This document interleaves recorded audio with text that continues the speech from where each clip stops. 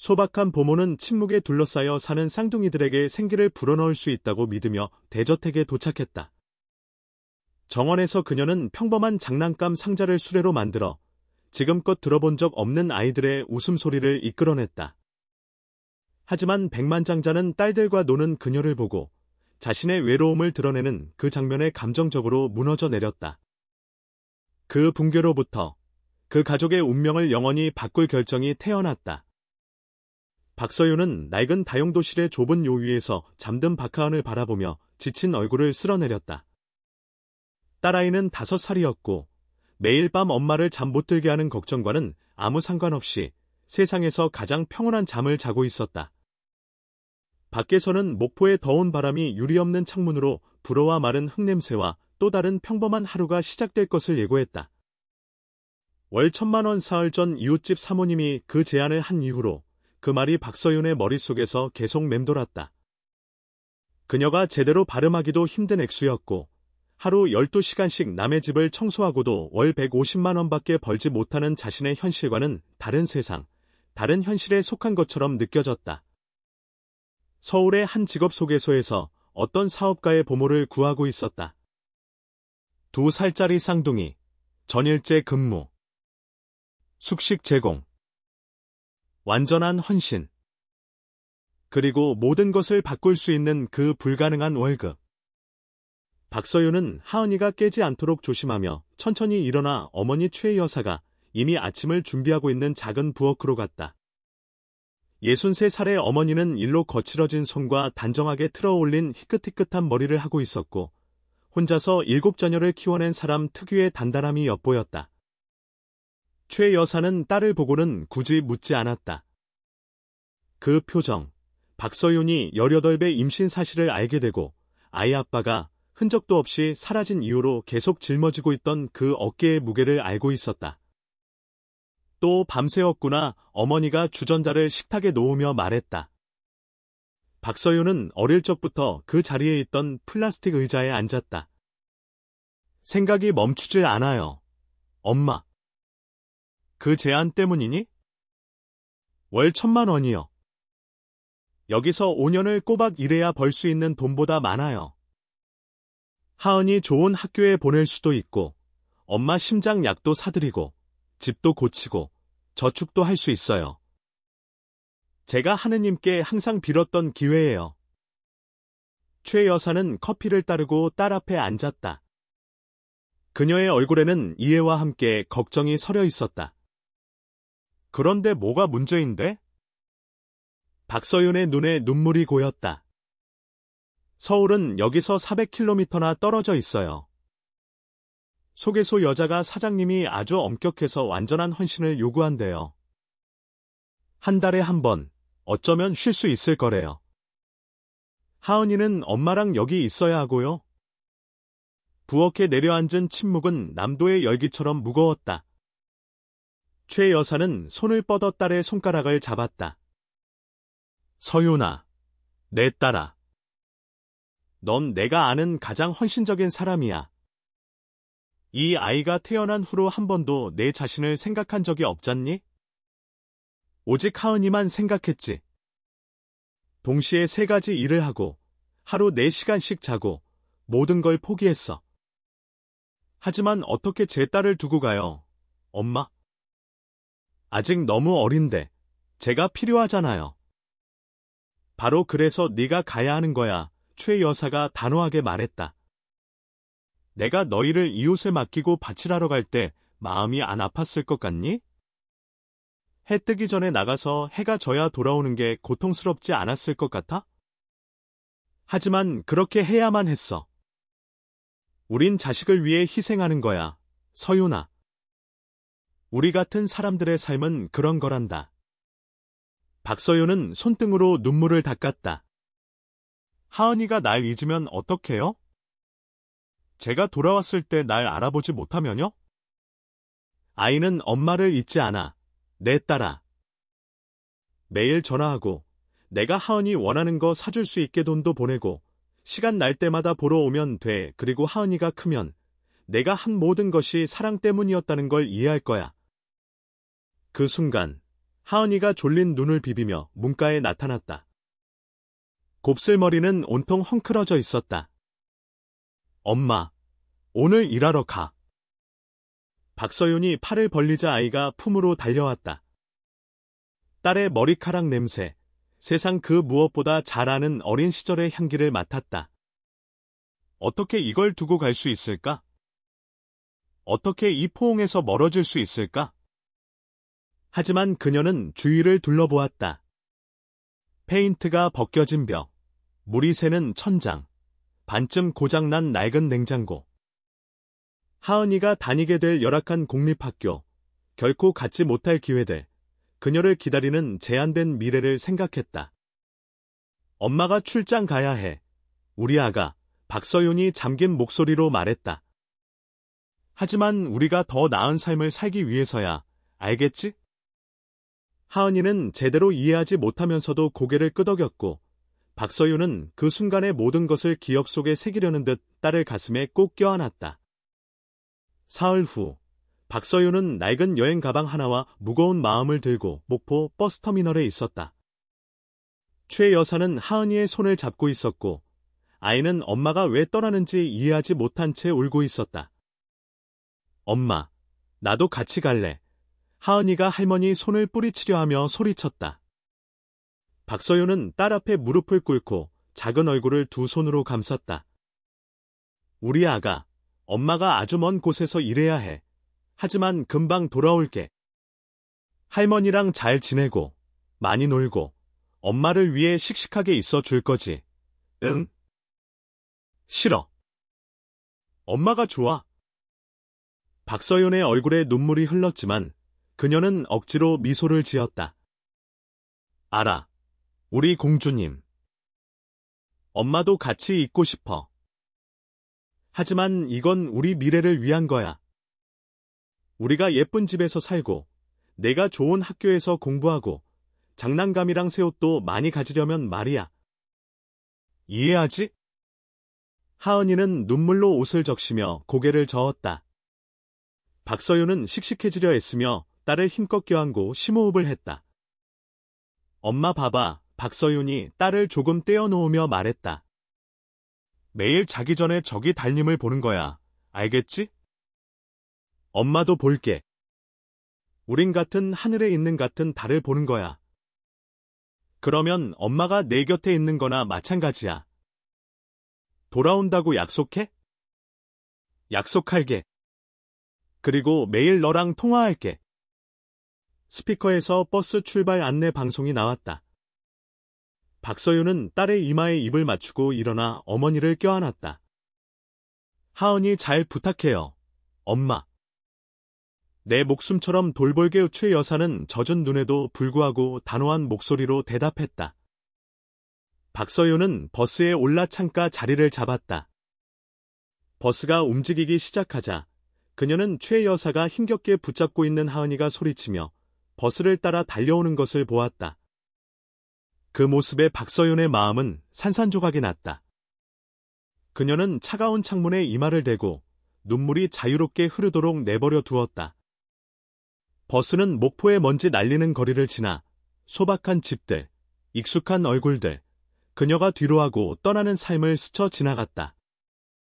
서울까지는 꼬박 하루가 꼬박 걸리겠지만 박서윤은 진짜 여정은 훨씬 더 길 것이라는 걸 알았다.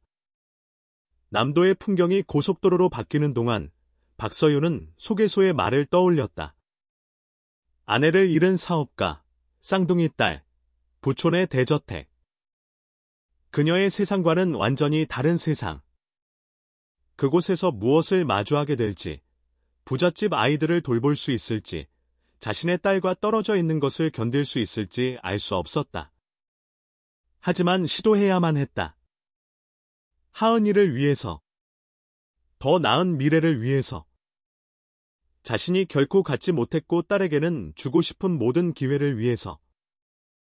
주머니에서 휴대폰이 진동했다. 최 여사가 보낸 메시지였고 하은이가 그림을 들고 있는 사진이 첨부되어 있었다. 아이는 엄마라고 쓰인 커다란 빨간 하트를 그려놓았다. 박서윤은 휴대폰을 가슴에 꼭 쥔 채 눈을 감았다. 잘 될 거야. 저택은 거대했고 온통 흰색이었으며 커다란 창문과 완벽하게 관리된 정원이 있었다. 마치 고급 호텔 같았다. 환영합니다. 김 실장이 시동을 끄며 말했다. 윤 집사님께 소개해 드리겠습니다. 나머지는 그분이 알아서 하실 겁니다. 집사는 50대쯤 되어 보이는 마른 여성이었고 머리는 흠잡을 데 없는 쪽머리를 하고 있었으며 친밀감을 허용하지 않는 엄격한 표정을 짓고 있었다. 그녀는 고갯짓으로 박서윤에게 인사하고 김 실장을 재빨리 돌려보냈다. 따라오세요. 그녀의 목소리는 대리석 바닥과 목포에 있는 박서윤의 집 전체보다 더 비쌀 것 같은 크리스탈 샹들리에가 있는 거대한 현관홀에 울려 퍼졌다. 윤 집사는 그녀를 추상화와 박물관 가구처럼 보이는 것들로 장식된 조용한 복도를 따라 안내했다. 모든 것이 흠잡을 데 없고 정돈되어 있으며 차가웠다. 벽에는 사진 한 장 없고 개인적인 물건도 보이지 않았으며 실제로 사람이 산다는 흔적도 없었다. 이 방을 쓰게 될 겁니다. 집사가 복도 끝에 있는 문을 열며 말했다. 방은 단순했지만 편안했고 싱글 침대, 붙박이장, 그리고 저택 뒤편이 보이는 창문이 있었다. 욕실은 여기입니다.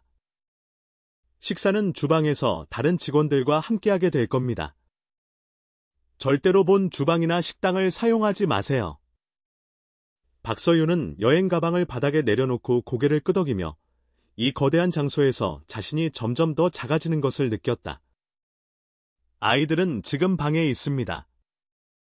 그쪽으로 안내하죠. 강 사장님은 늘 그렇듯 밤늦게 도착하실 겁니다. 즉시 업무를 시작하게 될 겁니다. 그들은 넓은 계단을 올라 2층으로 갔다. 윤 집사는 이중문 앞에 멈춰 서서 가볍게 노크한 후 문을 열었다. 방은 거대했고 파스텔 톤으로 장식되어 있었으며 2개의 흰색 아기 침대, 선반에 정리된 수많은 장난감, 그리고 정원이 보이는 창문이 있었다. 하지만 박서윤이 가장 먼저 알아차린 것은 울음소리였다. 똑같이 생긴 2명의 작은 여자아이들이 옅은 갈색 머리와 울어서 부은 초록색 눈을 하고 한 번도 만진 적 없는 것처럼 보이는 장난감들에 둘러싸여 바닥에 앉아 있었다. 한 직원이 그들을 달래려 했지만 소용이 없었다. 일어난 후부터 계속 저래요. 지쳐 보이는 여자가 설명했다. 아무것도 안 먹고 놀려고도 안 하고 울기만 해요. 박서윤은 가슴이 아팠다. 그들은 작고 연약한 아기들이었고 그들에게서 하은이가 그 나이였을 때의 모습이 떠올랐다.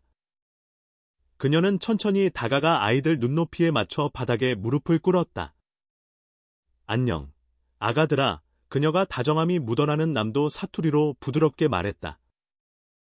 나는 서윤 이모야. 너희를 돌보러 왔어. 쌍둥이는 잠시 울음을 멈추고 호기심에 찬 동그란 눈으로 그녀를 쳐다보았다. 박서윤은 천천히 손을 내밀어 아이들이 자신을 살피도록 내버려 두었다. 그들 중 하나인 서아가 조심스럽게 그녀의 손가락을 만졌다.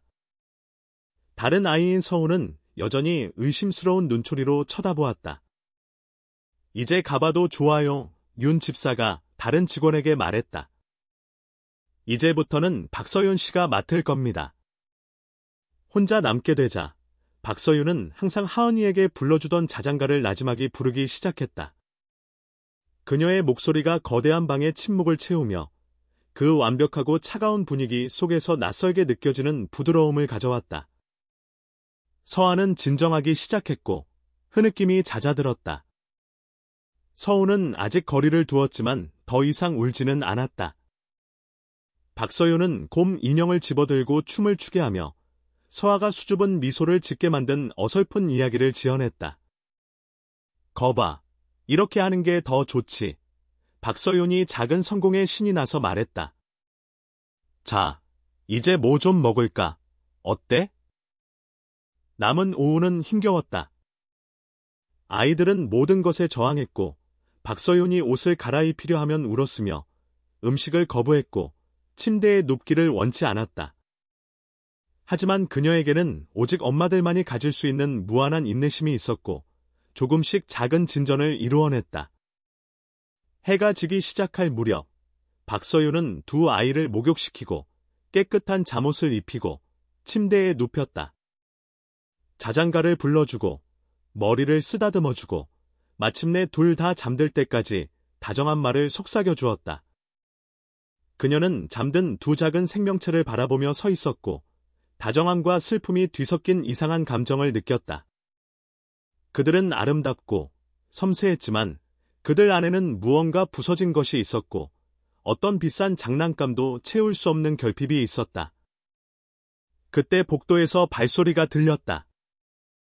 문이 열리고 한 남자가 들어왔다. 강태준은 35세 정도로 보였고 키가 크고 어깨가 넓었으며 흠잡을 데 없는 검은 정장을 입고 있었다. 그의 머리는 검은색으로 뒤로 빗어 넘겼고 영원히 지쳐 보이는 회색 눈을 가지고 있었다. 하지만 박서윤에게 가장 인상 깊었던 것은 그의 얼굴 표정이었다. 텅 비어 있었다. 마치 그 안에 아무도 없는 것처럼. 그는 잠든 딸들을 잠시 쳐다본 후 박서윤을 보았다. 좋은 아침이라고 말하지도 자신을 소개하지도 하루가 어땠는지 묻지도 않았다. 그저 거의 눈에 띄지 않는 고갯짓을 하고는 들어왔을 때처럼 조용히 방을 나갔다.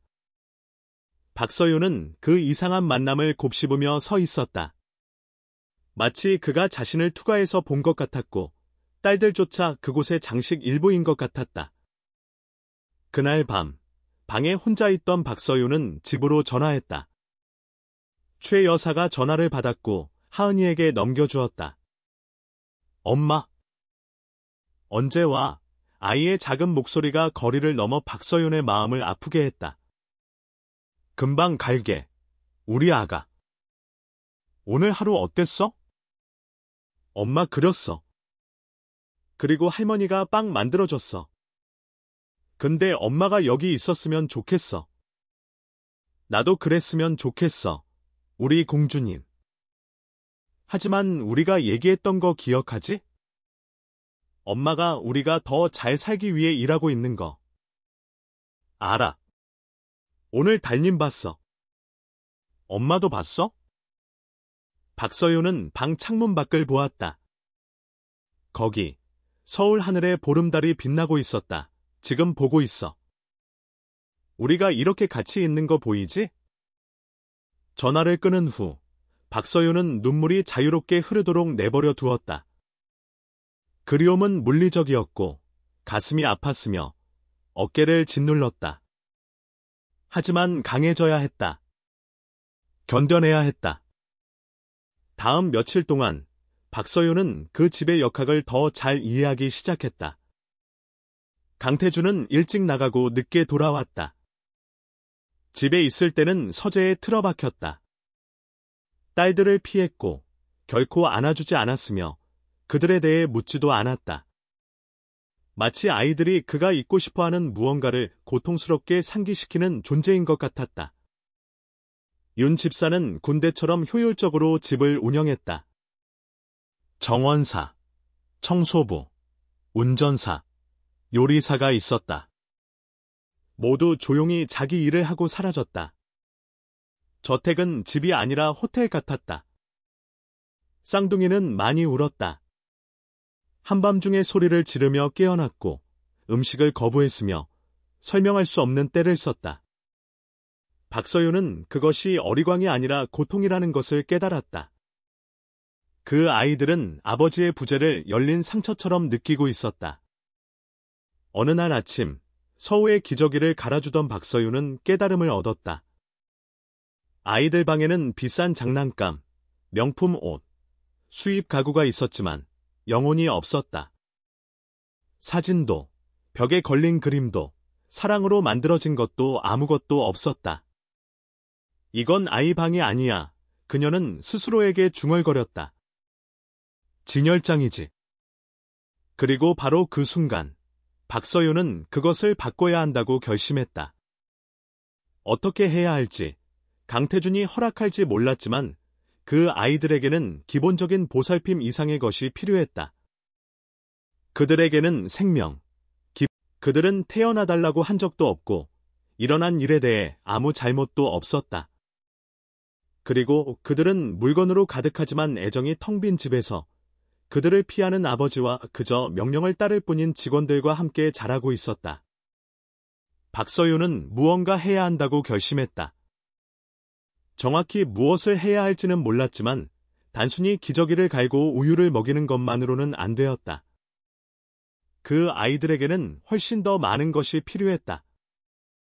다음 날, 강태준이 출근한 후 박서윤에게 아이디어가 떠올랐다. 그녀는 서아와 서울을 안고 방을 나섰다. 윤 집사가 복도에서 그녀를 막아섰다. 아이들을 데리고 어딜 가려는 겁니까? 아이들에게 집을 구경시켜 주려고요. 박서윤이 미소 지으며 대답했다. 애들이 저 방에서 거의 나오질 않잖아요. 강 사장님은 물건 만지는 걸 좋아하지 않으세요. 아무것도 만지지 않을 거예요. 그냥 아이들이 어디에 사는지 보게 해주고 싶을 뿐이에요. 집사는 망설이다가 한숨을 쉬었다. 알겠습니다. 하지만 조심하세요. 박서윤은 쌍둥이를 양팔에 하나씩 안고 계단을 내려갔다. 그녀는 거실에 무거운 커튼을 젖혀 햇빛이 들어오게 했다.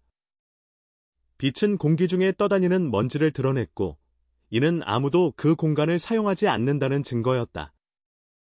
정말 예쁘다, 얘들아. 햇살 좀 봐. 박서윤이 신나서 말했다. 서아는 빗줄기에 매료되어 손뼉을 쳤다. 서우는 여전히 의심스러웠지만 호기심에 찬 초록색 눈으로 모든 것을 관찰했다. 박서윤은 그들을 정원으로 데려갔다. 잔디는 완벽했고 꽃들은 완벽하게 배열되어 있었으며 나무들은 정밀하게 다듬어져 있었다. 하지만 그곳에는 생명이 없었다. 그녀는 아이들과 함께 잔디에 앉아 신발을 벗겨주었고 아이들이 발로 잔디의 질감을 느끼게 해주었다. 서아는 잔디가 간지럽히자 웃었다. 서우는 아직 망설였지만 서서히 긴장을 풀기 시작했다. 박서윤은 떨어진 꽃 한 송이를 주워 두 아이의 코를 간지럽혔고 깔깔거리는 웃음을 자아냈다. 그녀가 아이들이 진정으로 행복해하는 것을 본 것은 처음이었다. 봤지? 얼마나 좋아. 박서윤이 두 아이를 껴안으며 말했다. 세상은 크고 아름답고 재미있는 것들로 가득해. 너희가 그 방에 갇혀 있을 필요는 없어. 다음 며칠 동안 박서윤은 새로운 일과를 만들었다. 아침 식사 후 그녀는 쌍둥이를 데리고 집안을 산책했다. 창문을 열고 복도를 걸으며 노래를 불렀고 아이들을 웃게 만드는 바보 같은 장난을 쳤다. 대저택에서는 다른 소리가 나기 시작했다. 아이들의 웃음소리, 남도 지방의 노래, 아이들이 노는 소리. 하지만 강태준은 여전히 부재했다. 박서윤은 그를 거의 보지 못했다. 그가 집에 있을 때는 서재에 틀어박혀 밤늦게까지 일했다. 그녀는 그가 딸들의 소리, 웃음소리와 울음소리가 벽을 뚫고 들린다는 것을 알았지만 그는 결코 나타나지 않았다. 어느 날 밤, 박서윤이 쌍둥이를 목욕시키고 있을 때 서아가 그녀를 보고 분명하게 말했다. 엄마. 박서윤의 심장이 멎는 듯했다. 그녀는 그것에 기뻐해서는 안 된다는 것을 알았지만 그녀의 일부는 기쁨으로 가득 찼다. 그 작은 아이가 그녀를 믿고 사랑하고 있었다. 하지만 동시에 죄책감이 스쳤다. 그녀는 그들의 엄마가 아니었다. 그리고 그녀에게는 400km 떨어진 곳에 자신의 딸이 있었다. 아니야, 아가. 이모는 서윤 이모야. 엄마는 하늘에서 너희를 지켜보고 계셔. 하지만 서아는 고집을 부렸다. 엄마. 엄마. 서우도 곧 따라했다. 엄마. 박서윤은 어떻게 해야 할지 몰랐다. 매번 고쳐줘야 할까? 그냥 그렇게 부르게 놔둘까? 그것은 미묘한 상황이었고 그녀에게는 답이 없었다. 그날 밤 아이들이 잠든 후 박서윤은 방을 나서다가 복도에서 강태준과 마주쳤다. 그는 그녀를 보고 놀라 멈춰 섰다. 첫날 이후로 그들이 정면으로 마주친 것은 처음이었다. 사장님, 박서윤이 목소리를 가다듬으며 말했다. 그는 그저 고갯짓을 하고는 멀어지기 시작했다. 사장님, 아이들에 대해 이야기하고 싶습니다. 강태준은 멈춰 섰지만 돌아보지는 않았다. 문제가 있다면 윤 집사에게 말하세요. 문제가 아닙니다. 그냥 아이들이 자라고 있고 더 많은 자극과 관심, 그리고 당신은 아이들을 돌보기 위해 고용되었소. 당신 일이나 하시오. 그의 목소리에 담긴 냉정함은 뺨을 맞는 것 같았다. 박서윤은 분노가 치밀어 오르는 것을 느꼈다. 제 일을 하고 있습니다. 하지만 이 아이들에게는 아버지도 필요합니다. 강태준이 천천히 돌아섰다. 그의 회색 눈은 돌처럼 단단했다.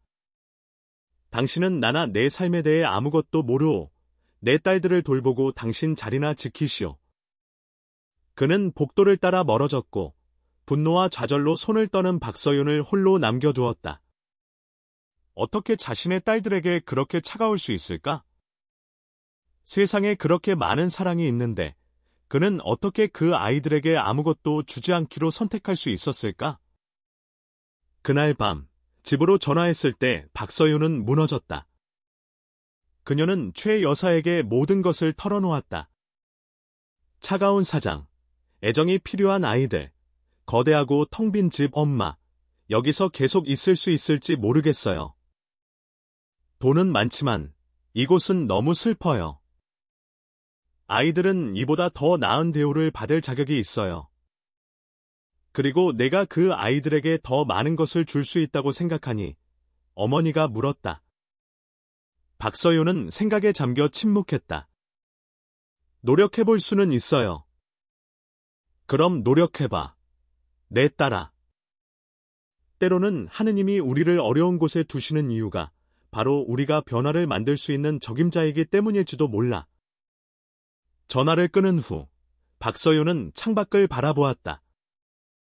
어머니가 옳다는 것을 알았다. 그녀는 이유가 있어서 여기에 있었다. 단지 돈 때문만은 아니었다. 그 두 아이는 그녀를 필요로 했고 어쩌면 하은이가 필요한 만큼이나 그럴지도 몰랐다. 다음 날 아침 박서윤은 결심한 채로 일어났다. 그녀는 서아와 서울을 돌보는 것 이상을 할 것이었다.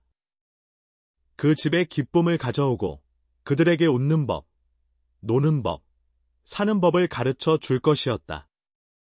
그리고 어쩌면, 아주 어쩌면 일과 고통 뒤에 숨어있는 그 남자의 돌같은 마음을 움직일 수도 있을 것이었다.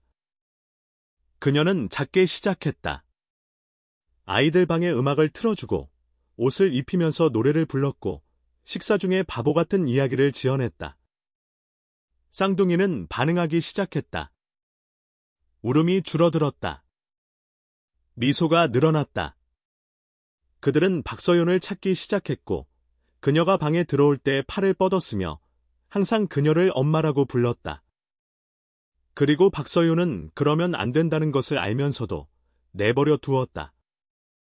왜냐하면 그 아이들은 그들이 부를 때 대답해줄 누군가가 필요했기 때문이다. 그들은 사랑받고 있다는 것, 누군가에게 중요하다는 것을 느낄 필요가 있었다. 집이 변하기 시작했다. 미묘하고 거의 눈에 띄지 않았지만 변화는 일어나고 있었다. 창문으로 더 많은 빛이 들어왔고 복도에는 더 많은 삶의 소리가 들렸으며 그 차가운 대리석에는 더 많은 온기가 감돌았다. 하지만 강태준은 여전히 멀리 있었다. 나타났다 사라지는 그림자처럼 항상 피하고 항상 숨어 있었다. 그리고 박서윤은 진정한 변화는 그가 오랫동안 피해왔던 것을 마주하기로 결심할 때에만 일어날 것이라는 것을 알았다. 10월이 되자 서울의 날씨가 변했다. 오후는 더 따뜻해지고 하늘은 더 파래졌으며 박서윤은 쌍둥이와의 모험을 그리고 그녀가 임신했을 때 그는 기쁨에 겨워 어쩔 줄 몰랐어요. 무슨 일이 있었나요?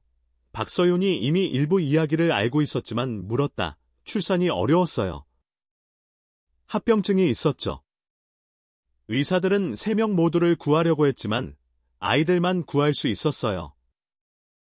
윤지수 사모님은 강 사장님이 손을 잡고 있는 상태로 수술대 위에서 세상을 떠났어요. 그 이후로 그는 예전 같지 않다고들 해요. 마치 그녀와 함께 꺼져버린 것 같아요. 박서윤은 눈시울이 뜨거워지는 것을 느꼈다.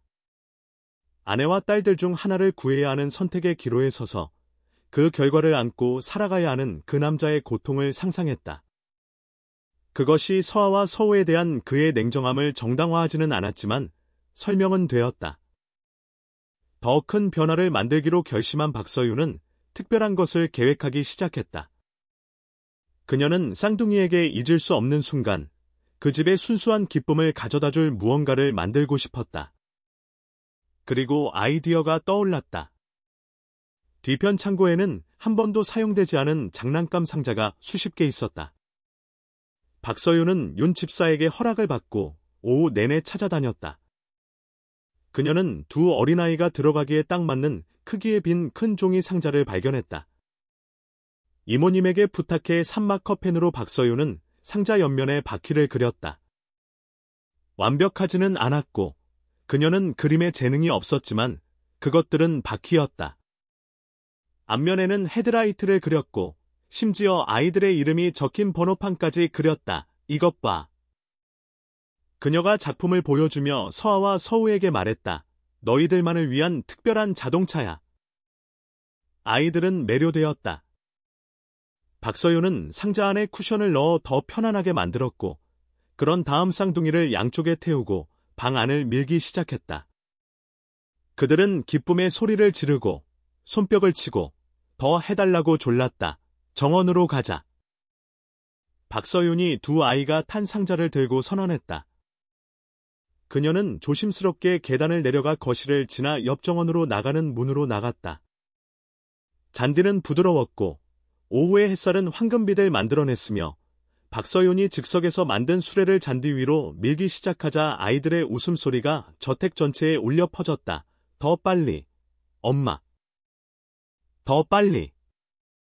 서아가 바람에 머리카락을 날리며 소리쳤다. 부르릉. 부르릉.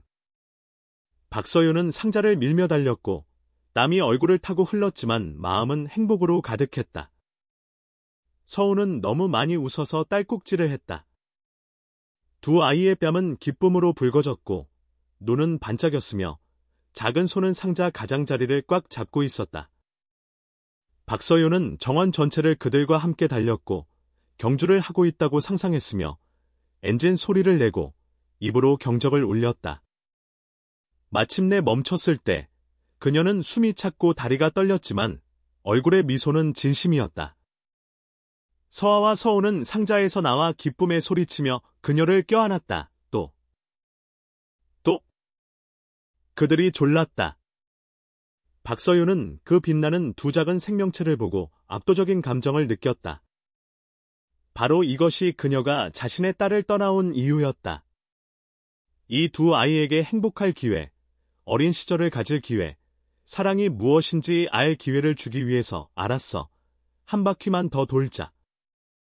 그녀가 두 아이를 안아 상자에 다시 넣으며 말했다. 그때 그녀는 등 뒤에서 발소리를 들었다. 돌아보니 강태준이 여전히 정장을 입고 서류 가방을 손에 든 채 베란다에 서 있었다. 그는 일찍 도착했다. 그리고 그와 그의 딸들을 똑바로 쳐다보고 있었다. 박서윤은 심장이 빨리 뛰는 것을 느꼈다. 그의 얼굴에서 분노를 볼 것이라 예상했지만 그녀가 본 것은 다른 것이었다. 그것은 놀라움, 혼란, 그리고 그녀가 식별할 수 없는 더 깊은 무언가의 혼합이었다. 강태준은 종이 상자 안에서 웃고 있는 딸들, 맨발에 땀 흘리는 박서윤, 그리고 그토록 단순하고 생명력 넘치는 장면을 보았다. 잠시, 아주 짧은 순간, 박서윤은 그 단단한 표정에 무언가 깨지는 것을 보았다. 고통, 후회, 갈망과 거의 비슷한 무언가. 하지만 그가 눈을 깜빡이자 가면이 다시 돌아왔다, 사장님. 박서윤이 숨을 고르며 말했다. 제가 설명할 수. 아빠. 서아가 상자 안에서 그를 향해 팔을 뻗으며 소리쳤다. 강태주는 딸을 마치 낯선 사람처럼 쳐다보았다. 서아는 아버지가 자신을 안아주기를, 부름에 응답하기를 기다리며 계속 팔을 뻗고 있었다. 하지만 그는 꼼짝도 하지 않고 한 발짝도 떼지 못한 채 얼어붙어 있었다. 아빠, 이리 와. 서우도 팔을 뻗으며 졸랐다. 이어진 침묵은 고통스러웠다. 박서윤은 아버지가 자신들을 안아주지 않을 것이라는 것을 깨달았을 때 아이들의 얼굴에 절망이 커지는 것을 보았다. 그 작은 초록색 눈에 눈물이 맺히기 시작하는 것을 보았다. 그리고 처음으로 강태준의 갑옷에 진짜 균열이 가는 것을 보았다. 그는 무언가 말하려는 듯 입을 열었지만 아무 소리도 나오지 않았다. 그의 눈은 공포처럼 보이는 무언가로 가득 찼다. 그런 다음 갑자기 그는 돌아서서 집 안으로 들어갔고 여전히 허공을 향해 팔을 뻗고 있는 딸들을 남겨두었다. 서아가 울기 시작했다. 서우도 곧 따라 울었다. 박서윤은 속에서 분노가 끓어오르는 것을 느꼈다. 어떻게 그럴 수 있을까? 어떻게 자신의 딸들을 그렇게 무시할 수 있을까? 쉬, 아가들아, 괜찮아. 그녀가 두 아이를 안고 꼭 껴안으며 말했다. 괜찮아. 서윤 이모가 여기 있잖아. 아빠는 우리 안 좋아해. 서아가 박서윤의 어깨에 얼굴을 묻고 흐느꼈다. 그 말은 배를 한 대 맞은 것 같았다. 박서윤은 자신의 눈물도 터져 나올 것 같았지만 억지로 참았다. 아이들을 위해 강해져야 했다. 그렇지 않아, 아가. 아빠는 너희를 아주 많이 사랑해. 그냥 지금 좀 길을 잃었을 뿐이야. 하지만 너희를 사랑해. 약속할게. 하지만 그녀 자신도 그 말을 믿지 않았다. 그날 밤, 쌍둥이를 재우느라 한참 애를 쓴 후, 박서윤은 차를 마시러 주방으로 내려갔다. 윤 집사가 손에 커피잔을 들고 혼자 식탁에 앉아있는 것을 발견했다. 정원에서 당신들을 봤어요. 집사가 눈을 들지 않고 말했다. 알아요. 강 사장님이 일찍 오시는 건 2년 만에 처음 봐요. 아마 웃음소리를 들었나 봐요. 박서윤이 앉았다. 아이들을 제대로 쳐다보지도 않았어요. 아이들이 아빠를 불렀는데 그냥 가버렸어요. 윤 집사가 한숨을 쉬었다. 두려워하는 거예요. 뭘 두려워해요? 자기 딸들인데.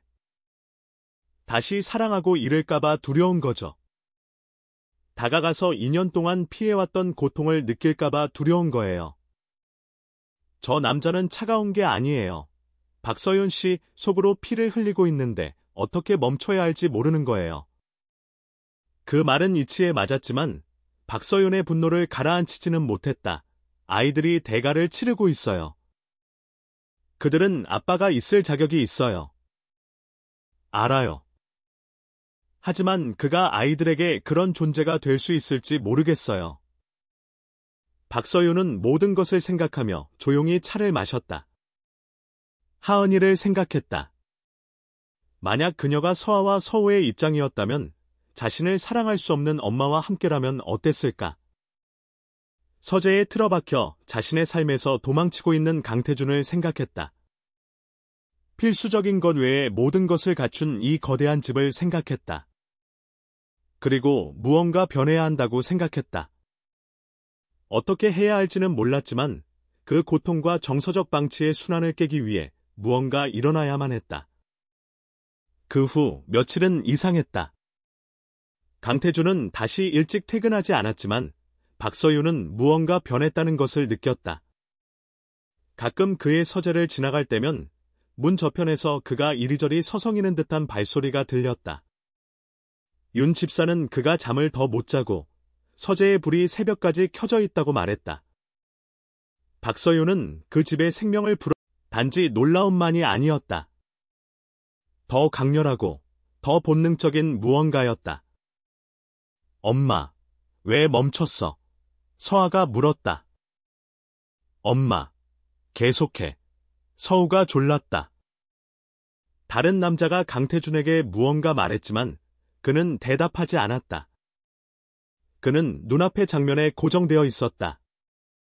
종이 상자 안에서 행복해하는 딸들, 보모를 엄마라고 부르며 그가 태어난 이후로 본 적 없는, 어쩌면 그가 항상 부재했기 때문에 결코 본 적 없는 웃음을 터뜨리는 딸들. 박서윤은 그의 내면에서 무언가 무너져 내리는 것을 보았다. 미묘했지만 그녀는 알아차렸다. 어깨가 긴장되고 턱이 굳어졌으며 손이 서류 가방을 힘껏 쥐었다. 그리고 그의 눈, 항상 그렇게 텅 비어 보였던 그 회색 눈에서 그녀를 겁나게 하는 무언가를 보았다. 그것은 두려움이었다. 순수하고 마비시키는 두려움. 사장님, 박서윤이 맨발에 땀 흘리는 모습에도 불구하고 프로페셔널하게 보이려 애쓰며 말했다. 일찍 오실 줄 몰랐습니다. 강태준은 대답하지 않았다. 옆에 있던 남자가 대화를 재개하려 했지만 그는 손을 들어 조용히 하라는 신호를 보냈다. 그는 베란다 계단을 내려오기 시작했고 천천히 정원을 향해 걸어왔다. 서아와 서우는 아빠가 다가오는 것을 보고 신이 났다. 아빠. 아빠. 이것 봐. 서아가 소리쳤다. 우리 자동차 탔어. 아빠. 같이 놀자. 서우가 팔을 뻗으며 졸랐다. 하지만 강태준은 딸들을 사랑이나 자부심으로 보고 있지 않았다. 그는 분노, 혹은 공포처럼 보이는 무언가로 보고 있었다. 그가 박서윤 가까이 다가왔을 때 그의 목소리는 낮고 억제되었지만 긴장감으로 가득 차 있었다. 지금 뭘 하고 있다고 생각하는 거요? 박서윤은 혼란스러워하며 눈을 깜빡였다. 아이들과 놀고 있습니다, 사장님. 놀고 있다고. 그는 종이 상자를 마치 위험한 물건인 것처럼 쳐다보았다. 내 딸들을 종이 상자 안에 넣고 정원을 밀고 다니고 있다고? 아이들이 아주 좋아해요. 그냥 무해한 장난일 뿐이에요. 무해하다고. 그의 목소리가 한 톤 높아졌다. 이게 적절하다고 생각하오? 이 나이의 아이들은 적절한 감독, 안전한 장난감, 전문적인 보살핌이 필요하단 말이오. 쌍둥이는 아빠의 목소리 톤에 겁을 먹기 시작했다. 서아가 훌쩍이기 시작했다. 서우는 언니를 꽉 잡았다. 사장님, 제발요. 애들이 무서워해요. 박서윤이 평정을 유지하려 애쓰며 말했다. 내가 무섭게 한다고.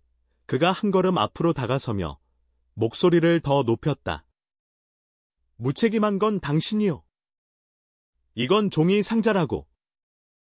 찢어질 수도 있고 아이들이 떨어져서 다칠 수도 있단 말이요. 다치지 않을 거예요. 제가 조심스럽게 잡고. 당신은 그걸 모르지. 장담할 수 없잖아. 그리고 또 하나. 그는 이제 대놓고 울고 있는 아이들을 가리켰다. 왜 아이들이 당신을 엄마라고 부르는 거요? 당신은 그들의 엄마가 아니잖아. 그 말은 비난처럼 박서윤이 자신의 가슴에서도 느낄 만큼 깊은 고통을 담고 튀어나왔다. 하지만 그녀 안에서도 분노가 끓어오르기 시작했다. 아이들이 저를 돌봐주니까 그렇게 부르는 거예요. 밤새 악몽 꿀 때 깨어있는 사람이 저고, 잠들 때 노래 불러주는 사람이 저고, 눈물을 닦아주는 사람이 저니까요. 당신은 그 일을 하라고 고용된 거요. 그게 당신 일이잖아. 하지만 아이들을 사랑하는 건 제 일이 아니에요. 그건 제가 원해서, 아이들에게 필요해서 하는 거라고요. 아버지가 해줄 수 없으니 누군가는 이 아이들에게 사랑을 줘야 하잖아요. 이어진 침묵은 절대적이었다. 강태준의 얼굴이 하얗게 질렸다가 붉어졌다. 그의 손이 떨렸다. 베란다에 있던 남자는 상황을 걱정하며 몇 계단 내려왔다. 강 대표, 이 회의는 다음에 다시 잡는 게 어떨까? 그가 말했다. 하지만 강태준은 아무도 듣고 있지 않았다. 그는 박서윤을 전에는 본 적 없는 강렬함으로 쳐다보고 있었다. 마치 그의 모든 방어막이 무너지고 그녀가 그의 내면에 있는 혼돈을 직접 보고 있는 것 같았다. 당신은 나에 대해 아무것도 몰라. 그가 위험할 정도로 낮은 목소리로 말했다. 내가 겪은 일, 내가 잃은 것에 대해 아무것도 모른다고. 당신은 날 판단할 권리가 없어. 판단하는 게 아니에요. 사실을 말하는 거예요. 사장님 딸들에게는 사장님이 필요해요. 내 딸들. 그는 마치 그 말이 입안에 독인 것처럼 말을 멈췄다. 내 딸들 때문에 내가 모든 걸 잃었어. 이해하겠어? 모든 걸. 박서윤은 눈에 눈물이 고이는 것을 느꼈다. 서아와 서우는 이제 토론의 겁을 먹고 상자에서 나오려 하며 절망적으로 울고 있었다. 아이들은 태어나달라고 한 적 없어요. 박서윤이 잠긴 목소리로 말했다. 그리고 일어난 일에 대해 아무 잘못도 없어요. 아이들은 죄가 없다고요. 당신, 해고야, 강태준이 갑자기 말했다. 짐 싸서 내 집에서 나가. 세상이 멈췄다. 박서윤은 그가 하는 말을 믿을 수 없다는 듯 그를 쳐다보았다. 네? 들었잖아. 해고라고. 내 딸들 근처에 얼씬도 하지 마. 윤 집사가 당신 월급이랑 고향으로 돌아갈 차편을 마련해 줄 거야. 하지만 사장님. 당장. 쌍둥이가 소리를 지르기 시작했다. 서아가 상자에서 뛰쳐나와 박서윤의 다리에 매달렸다. 안 돼. 엄마 있어야 돼. 엄마 있어야 돼. 서우도 나와서 언니를 껴안았고 둘은 박서윤의 치마에 매달렸다. 엄마, 가지 마. 가지 마. 박서윤은 그 절망적인 두 작은 생명체를 보고 마음이 산산조각 나는 것을 느꼈다. 강태준을 보니 그 역시 무너져 있었지만 물러서지 않고 굴복하지 않고 흘리지 않은 눈물로 눈이 빛나는데도 불구하고 단호한 표정을 유지하고 있었다. 제발요. 박서윤의 목소리가 갈라졌다.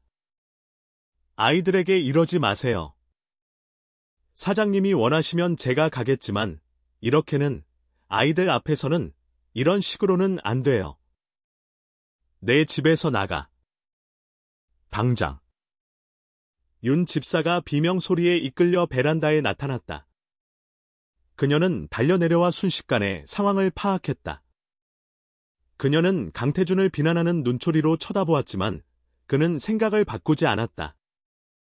박서윤 씨, 저와 함께 가시죠. 집사가 부드럽게 말했다. 짐 가지러 갑시다. 안 돼. 안 돼. 서아와 서우가 더욱 세게 매달리며 소리쳤다. 박서윤은 쌍둥이에게서 떨어지기 위해 온 힘을 다해야 했다. 서아와 서우는 비명을 지르고 울고 절망적으로 그녀에게 매달렸다. 윤 집사가 그들을 잡으려 했지만 그들은 발버둥치며 박서윤을 불렀고 그녀가 집 안으로 거의 끌려 들어가는 동안 작은 팔을 뻗었다. 엄마! 엄마! 돌아와. 아이들의 비명소리가 정원에 울려 퍼지며 단검처럼 박서윤의 심장을 찔렀다. 그녀는 마지막으로 뒤를 돌아보았고 딸들이 비명을 지르며 우는 동안 강태준이 동상처럼 미동도 없이 서 있는 것을 보았다. 정장을 입은 남자는 일정을 다시 잡자고 말하며 그를 진정시키려 했지만 강태준은 아무것도 듣지 못하는 듯 자신만의 지옥에 빠져 있는 것 같았다. 집 안에서 박서윤은 무너졌다. 윤 집사가 그녀를 방으로 데려갔고 그녀는 침대에 주저앉았다. 손이 떨리고 가슴이 너무 답답해서 숨을 쉴 수 없었다. 밖에서는 여전히 쌍둥이의 비명소리가 들렸다. 다른 직원들이 그들을 달래려 하고 있겠지만 소리로 보아 성공하지 못하고 있는 것 같았다. 숨을 쉬어요. 아가씨 윤 집사가 진정하고 숨 쉬고 말해봐. 흐느낌 사이로 박서윤은 모든 것을 이야기했다. 말다툼, 강태준의 비난, 아이들 앞에서 벌어진 잔인한 해고, 쌍둥이의 절망. 최 여사는 딸이 속을 다 털어놓을 때까지 조용히 모든 것을 들었다. 그 남자는 자기 고통 속에 길을 잃었구나. 박서윤이 이야기를 마쳤을 때 그녀가 말했다. 하지만 그렇다고 그가 한 짓이 정당화되지는 않아. 아이들이 너무 혼란스러워할 거예요. 엄마. 그 애들은 날 사랑해요. 내가 그러면 안 된다는 거 알아요. 내가 그 애들 엄마가 아니라는 것도 알지만 그렇게 애정이 필요한 두 아이를 어떻게 사랑하지 않을 수 있겠어요? 넌 아무 잘못도 안 했어. 서윤아. 마음이 있는 사람이라면 누구나 했을 일을 한 거야. 텅 빈 곳에 사랑을 준 거지. 그리고 이제 그 애들은 더 텅 비게 될 거예요. 내 탓이 아니야. 바로 앞에 있는 것을 보지 못하는 그 남자 탓이지. 전화를 끊은 후 박서윤은 터미널의 움직임을 바라보았다. 오고 가는 사람들, 만남과 이별, 짧게 스쳐 지나가는 삶들. 곧 다시 보게 될 하은이를 생각했다. 기쁘고 설레야 했다. 하지만 그녀가 느끼는 것은 압도적인 슬픔뿐이었다. 대저택 안에서는 혼돈이 일어났다. 서아와 서우는 몇 시간 동안 위로받지 못한 채 울었다.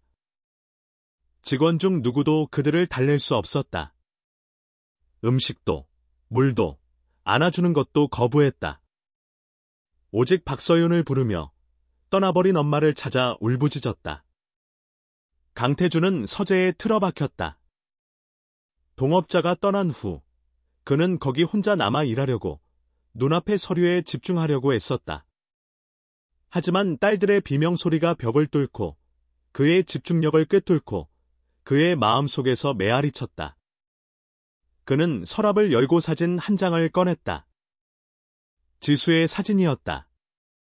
카메라를 향해 미소 짓고 임신한 채로 부른 배에 손을 얹고 행복으로 눈이 빛나고 있었다. 모든 것이 완벽했고 미래가 유망해 보였던 그 이전의 사진이었다. 왜 날 떠났어? 그가 사진에 속삭였다. 왜 나한테 이런 짓을 한 거야? 하지만 사진은 대답하지 않았다. 결코 대답하지 않을 것이었다. 그리고 밖에서 들려오는 저 비명소리, 그의 반쪽이자 그녀의 반쪽인 딸들의 저 비명소리는 멈추지 않고 계속되었다. 윤 집사가 서재 문을 두드렸다. 사장님, 아이들이 울음을 그치지 않습니다. 저희가 할 수 있는 건 다 해봤습니다. 소개소에 다른 보모를 부르시오. 이미 밤입니다. 그리고 부른다 해도 지금은 아무도 받아들이지 않을 겁니다. 박서윤 씨를 찾고 있습니다. 잊을 거요. 아이들은 잊게 마련이요. 윤 집사는 동정과 비난이 섞인 표정으로 사장을 쳐다보았다. 정말 그렇게 믿으십니까? 강태준은 대답하지 않았다. 윤 집사는 한숨을 쉬고 조심스럽게 문을 닫고 나갔다. 시간이 흘렀다. 비명 소리는 흐느낌은 훌쩍임으로 줄어들었고 마침내 순전히 지쳐서 쌍둥이는 잠이 들었다. 하지만 그것은 불안한 잠이었고 자주 깨고 더 많은 울음으로 가득했다. 강태준은 서재를 떠나지 않았다. 그는 거기 지수의 사진을 손에 들고 서류는 내팽개치고 위스키병은 반쯤 비운 채로 있었다. 그가 박서윤을 해고했을 때의 그녀의 얼굴, 딸들의 절망, 정원에 버려진 종이 상자를 생각하지 않으려 애썼다.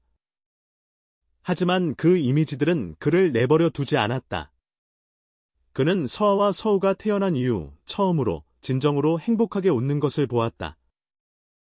맨발에 땀 흘리며 그 우스꽝스러운 상자를 그토록 사랑과 헌신으로 밀고 있는 박서윤을 보았다. 자신의 딸들이 다른 여자를 엄마라고 부르는 것을 보았고 그것은 그 무엇보다도 더 아팠다. 왜냐하면 지수가 그들의 엄마였기 때문이다. 그들이 자라는 것을 결코 보지 못하고 첫 옹알이를 듣지 못하고 포옹을 느끼지 못한 지수. 자신의 삶을 그들의 삶과 맞바꾸고 이제 그가 닿을 수 없는 어딘가에 있는 지수. 그리고 그는 지수를 보지 않고는 서아와 서울을 볼 수 없었다. 상실의 고통을 느끼지 않고는 그들을 사랑할 수 없었다. 아버지가 된다는 것은 지수가 결코 엄마가 될 수 없다는 것을 받아들이는 것을 의미했기 때문에 아버지가 될 수 없었다. 그래서 멀어지는 것이 더 쉬웠다. 일하고, 피하고, 숨는 것이 더 쉬웠다. 그 집에 생명을 불어넣고 딸들을 행복하게 만들고 있는 부모를 해고하는 것이 더 쉬웠다. 왜냐하면 그 행복을 보는 것이 자신이 줄 수 없는 모든 것을 끊임없이 상기시키는 것이었기 때문이다. 하지만 이제 밤의 고요함 속에서 어두운 서재와 마침내 조용해진 집 안에서 강태준은 자신이 올바른 선택을 했는지 의심하기 시작했다. 딸들의 흐느낌이 여전히 그의 마음속에서 메아리쳤고 2년 만에 처음으로 그는 지수가 지금 자신을 어떻게 생각할지 궁금해했다. 그녀는 그가 선하고 관대하고 곁에 있어주는 남자였기 때문에 그를 사랑했다. 그가 예전에 그랬던 남자. 지금의 이 유령이 아니라 일 뒤에 숨어 자신의 딸들에게서 도망치고 사랑하거나 사랑받을 수 없는 이 유령이 아니라.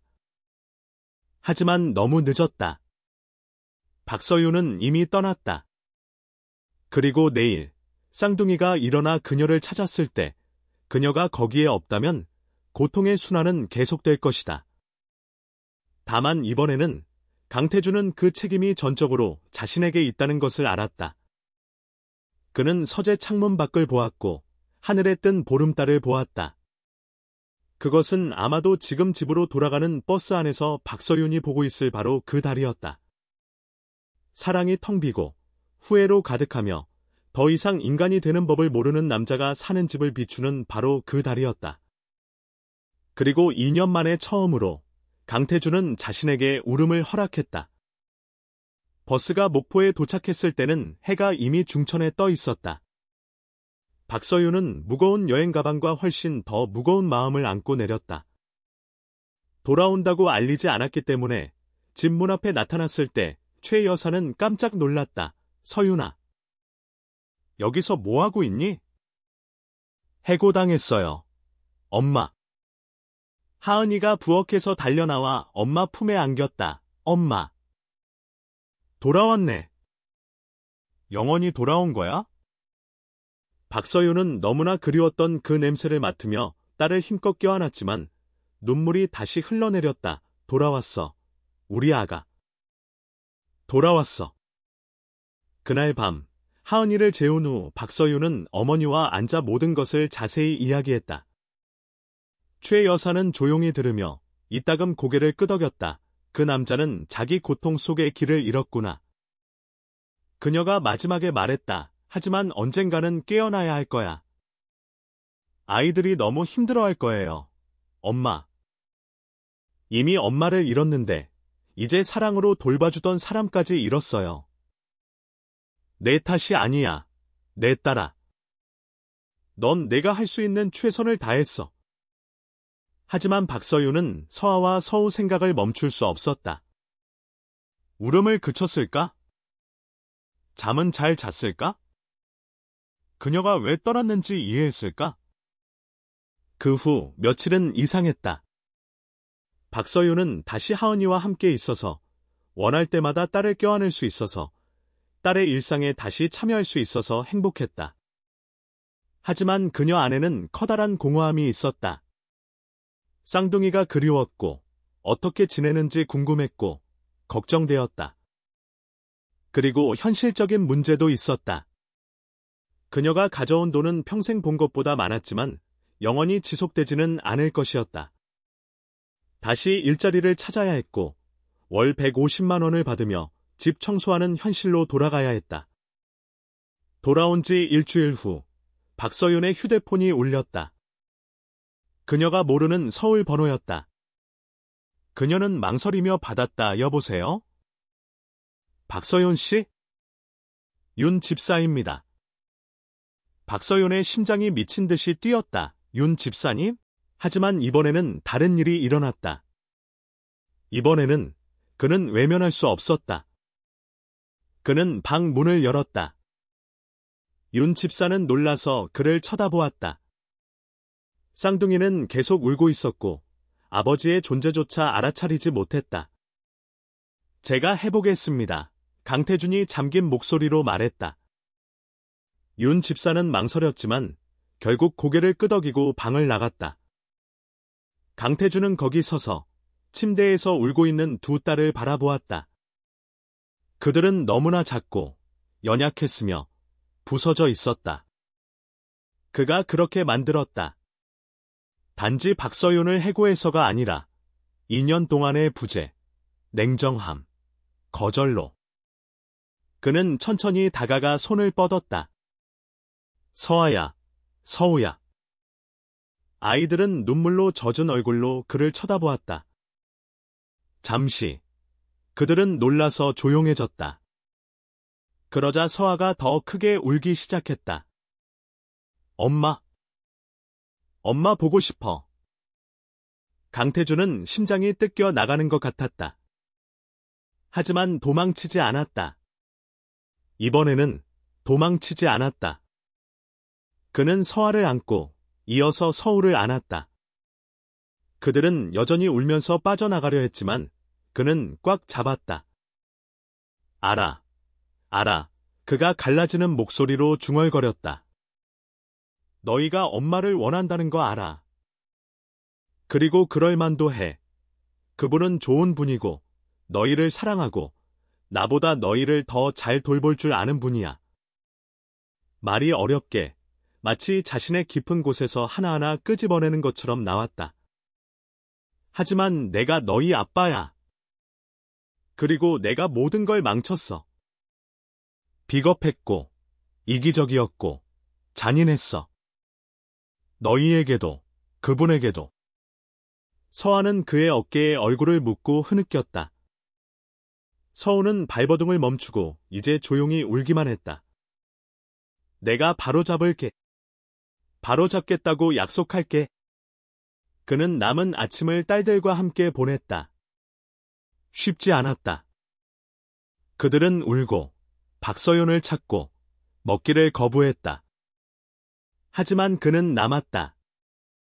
잘 모르는 노래를 부르고 즉석에서 이야기를 지어내고 눈물 사이로 수줍은 미소를 짓게 만드는 우스꽝스러운 표정을 지었다. 몇 시간 후 윤 집사가 돌아왔을 때 그녀는 강태준이 지쳤지만 여전히 두 딸을 품에 안고 방바닥에 앉아있는 것을 발견했다. 윤 집사님, 그가 단호한 목소리로 말했다. 박서연 씨 주소가 필요합니다. 집사는 놀라서 눈을 깜빡였다. 사장님, 제가 그녀를 데리러 가야 합니다. 다시 데려와야 합니다. 확실하십니까? 제 인생에서 이보다 더 확실했던 적은 없습니다. 그날 오후, 지친 하루 끝에 아이들이 잠든 후, 강태준은 서재에 앉아 전화기를 들었다. 그는 소개소에 전화해서 박서윤의 연락처를 얻었다. 하지만 번호를 누르려다 멈췄다. 무슨 말을 할까? 내가 괴물 같아서 미안하다고?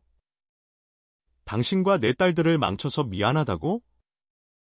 내 고통을 감당할 수 없는 비겁자라서 미안하다고? 말로는 충분하지 않을 것이었다. 그는 그것을 알았다. 하지만 시도해야만 했다. 그래서 그는 성인이 된 후 한 번도 해본 적 없는 일을 했다. 그는 그 주의 모든 약속을 취소하고 동업자들에게 사업을 맡기고 직접 목포까지 가기로 결심했다. 그는 박서연의 눈을 보고 필요하다면 무릎을 꿇고 그녀가 돌아와 달라고 애원할 것이었다. 돈 때문이 아니었다. 편애 때문도 아니었다. 딸들이 그녀를 필요로 했기 때문이었다. 그리고 그가 아직 완전히 이해하지 못하는 어떤 방식으로 그 자신도 그녀를 필요로 했기 때문이었다. 윤 집사가 그의 준비를 도왔다. 다음 날 비행기 표를 예약하고 박서윤의 정확한 주소를 알아냈으며 심지어 무언가 가져가라고 제안했다. 꽃이라도요? 그녀가 말했다. 꽃이 내가 한 짓을 바로잡지는 못할 겁니다. 그렇죠. 하지만 시작은 될 수 있습니다. 여행 전날 밤, 강태준은 다시 정원으로 가서 종이 상자를 바라보았다. 이번에는 그는 조심스럽게 그것을 들어 집 안으로 가져왔다. 정확히 왜 그랬는지는 몰랐지만 그것을 보존하는 것이 중요하게 느껴졌다. 그는 아이들 방으로 올라가 상자를 한쪽 구석에 두었다. 서아와 서우는 불안하게 잠들어 있었고 잠결에도 박서윤을 불렀다. 강태준은 의자에 앉아 몇 시간 동안 그들을 지켜보았다. 엄마 데려올게 그가 속삭였다. 너희에게 엄마를 다시 데려다 주겠다고 약속할게. 그리고 2년 만에 처음으로 강태준은 고통과 공허함 외에 다른 것을 느꼈다. 그는 희망을 느꼈다.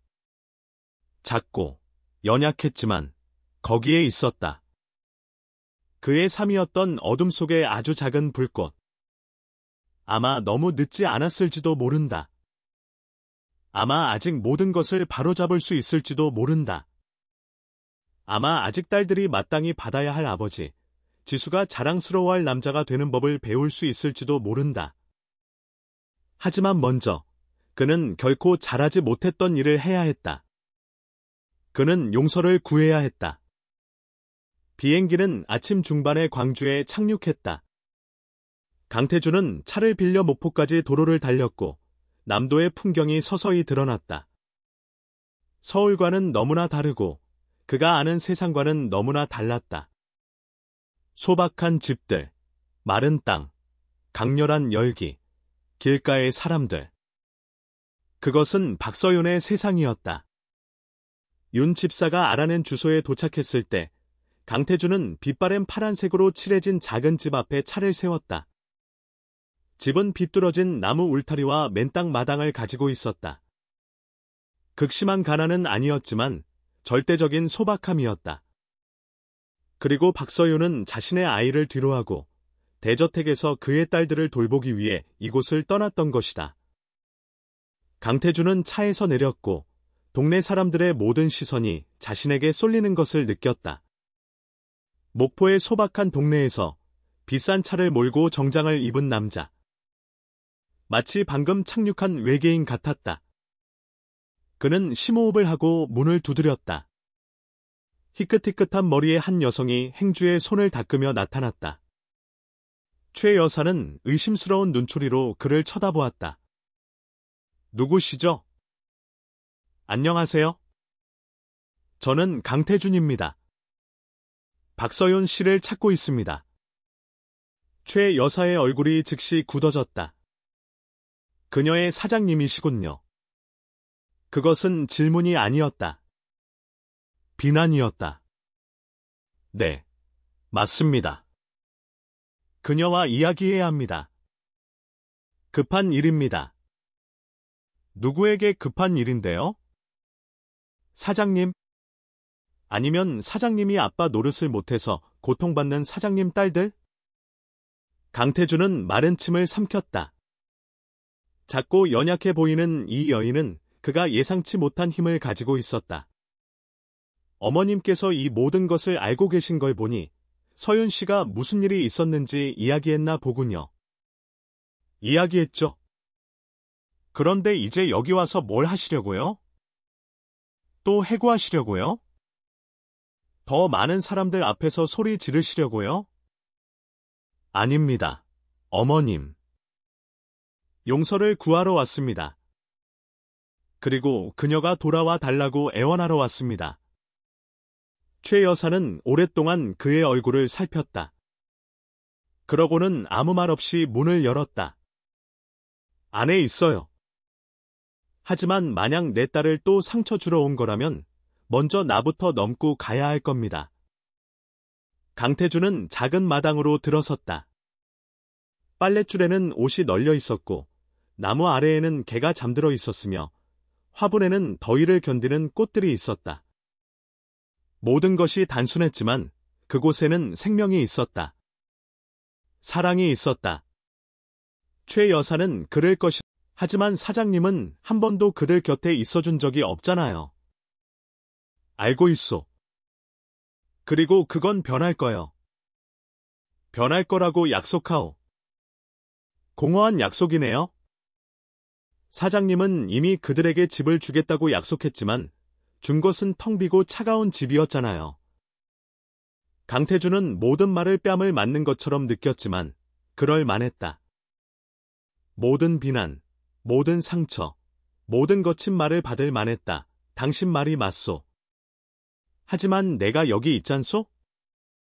목포까지, 당신 집까지 왔고 당신 앞에 서서 두 번째 기회를 달라고 부탁하고 있잖소. 단지 아이들을 위해서가 아니라 나를 위해서도. 무슨 두 번째 기회요? 배울 기회. 그들이 마땅히 받아야 할 아버지가 될 기회. 지수가 자랑스러워할 남자가 될 기회. 박서윤은 오랫동안 침묵했다. 강태준은 그녀의 눈에서 갈등을 볼 수 있었다. 그 아이들을 돕고 싶은 마음과 그가 한 짓에 대한 상처 사이의 싸움. 저는 제 딸을 여기 두고 사장님 딸들을 돌보러 갔어요. 그녀가 마침내 갈라지는 목소리로 말했다. 제가 옳은 일을 하고 있다고 생각해서 제 아이와 함께 있을 시간을 포기했어요. 그런데 사장님은 제가 아무 가치도 없는 것처럼 저를 내쫓았어요. 강태준은 눈시울이 뜨거워지는 것을 느꼈다. 당신이 한 희생을 알고 있소. 하은이를 여기 두고 딸과 함께할 소중한 시간을 포기했다는 것을 알고 있소. 그리고 그것을 소중히 여기고 감사하는 대신 나는 당신을 최악의 방식으로 대했소. 그 순간 작은 여자아이가 문가에 나타나 박서윤 뒤에 숨었다. 5살의 하은이였고 크고 호기심 많은 눈으로 거실에 낯선 정장 남자를 뚫어지게 쳐다보았다. 박서윤은 딸의 머리에 보호하듯 손을 얹었다. 하은아, 방으로 돌아가렴. 우리 아가. 저 아저씨 누구야? 엄마? 엄마 사장님이야. 아니, 사장님이었지. 하은이는 오직 아이들만이 가질 수 있는 그 직설적인 방식으로 강태준을 계속 쳐다보았다. 저 아저씨 때문에 엄마가 계속 울었어? 박서윤은 할 말을 잃었다. 강태준은 무릎을 꿇고 아이의 눈높이에 맞췄다. 그래, 나 때문이야. 내가 내 엄마에게 아주 부당하게 굴었어. 그래서 사과하고 다시 돌아와 달라고 부탁하러 왔어. 우리 엄마 못 돌아가. 이제 막 왔단 말이야. 나 엄마 엄청 보고 싶었어. 아이의 말이 강태준의 가슴을 때렸다. 물론 보고 싶었을 것이다. 물론 엄마가 곁에 있기를 원했을 것이다. 그리고 그는 여기 와서 박서윤에게 돌아가 달라고, 다시 자신의 딸과 함께할 시간을 포기해 달라고 부탁하고 있었다. 그는 박서윤을 보았고 그녀의 눈에서 고통을 보았다. 두 세계, 두 가족, 그녀를 필요로 하는 두 무리의 아이들 사이에서 갈라진 한 여인의 고통. 하은이 말이 맞소. 강태준이 일어서며 말했다. 당신이 당신 딸과 내 딸들 사이에서 선택해야 하는 건 아니오. 공평하지 않소. 이 상황에서 공평한 건 아무것도 없어요. 박서윤이 대답했다. 강태준은 심호흡을 하고 계획하지 않았던 결정을 내렸다.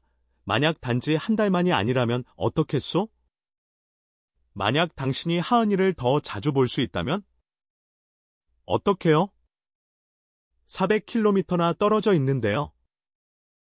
내가 비행기 표를 대겠소. 당신이 원한다면 일주일에 한 번이라도. 아니면 2주에 한 번 필요하다고 느낄 때마다 딸을 보러 오시오. 박서윤은 의심스러운 눈초리로 그를 쳐다보았다. 왜요? 왜 그런 일을 하시죠? 당신에게 더 이상 희생을 요구할 수 없다는 것을 깨달았기 때문이요. 당신이 단지 직원이 아니라 자신의 삶과 가족이 있는 한 사람이라는 것을 깨달았소. 그리고 내가 당신이 내 딸들을 돌봐주길 원한다면 나도 당신을 돌봐야 한다는 것을 깨달았소. 부엌에서 모든 것을 듣고 있던 최 여사가 문가에 나타났다.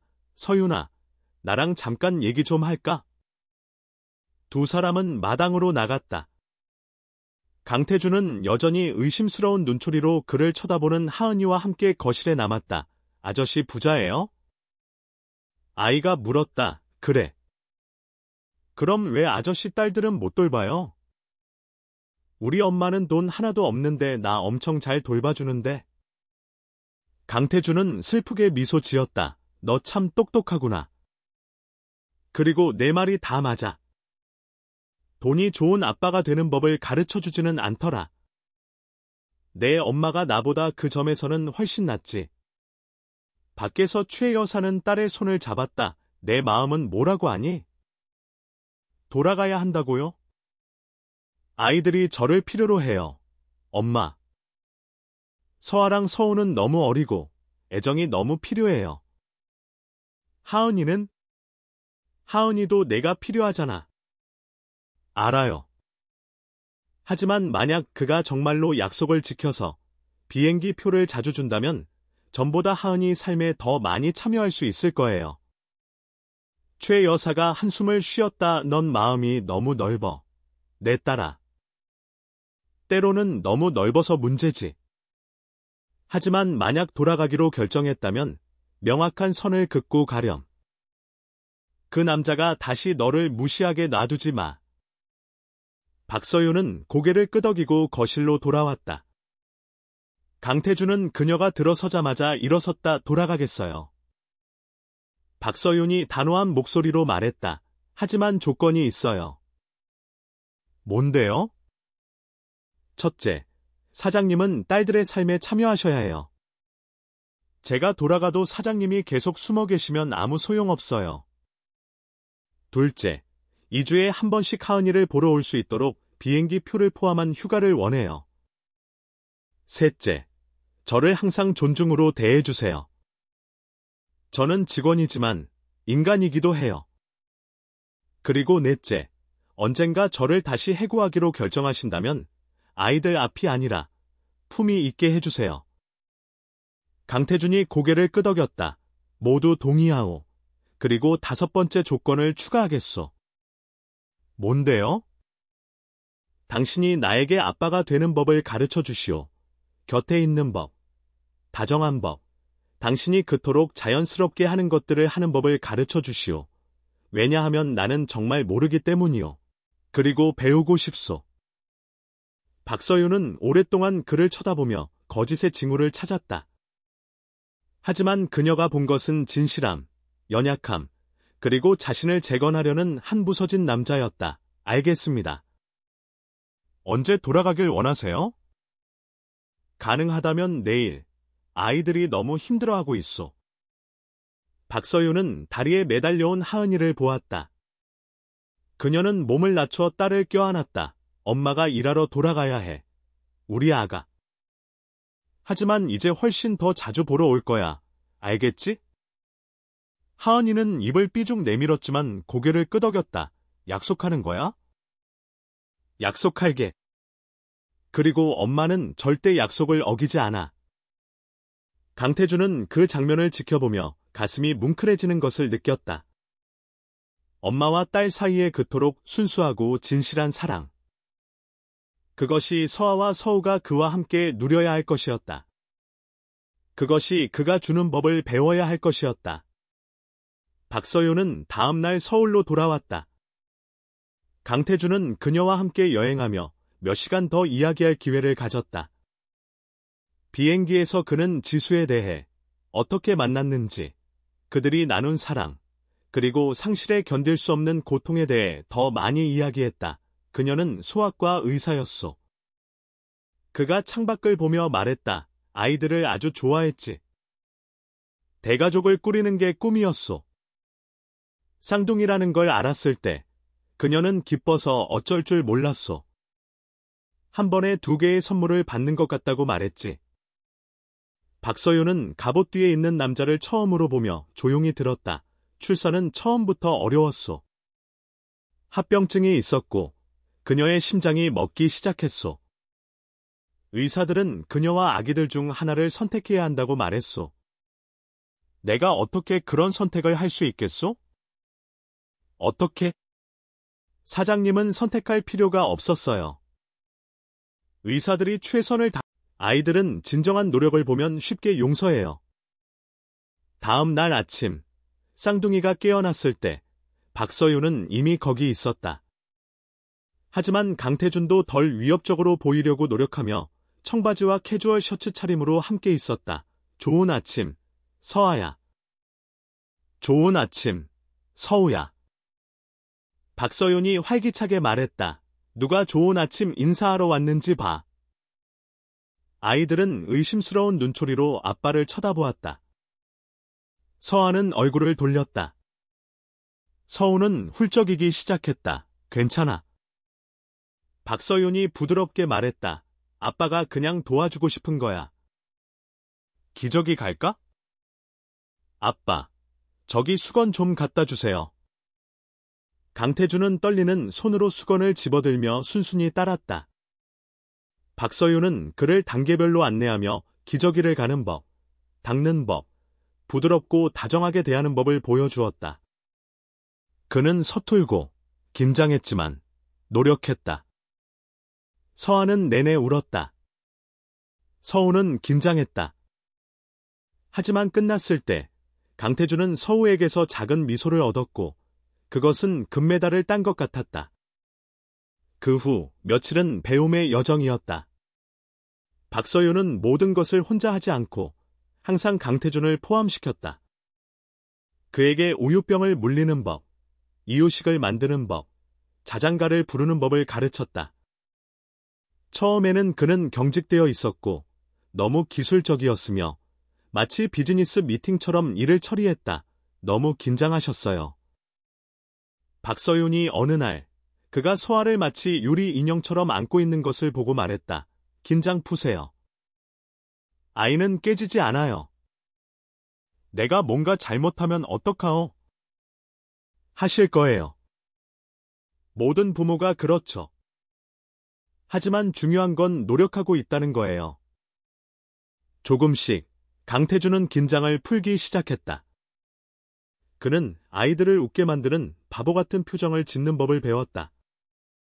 서우는 그가 음치로 노래할 때 좋아한다는 것을 발견했다.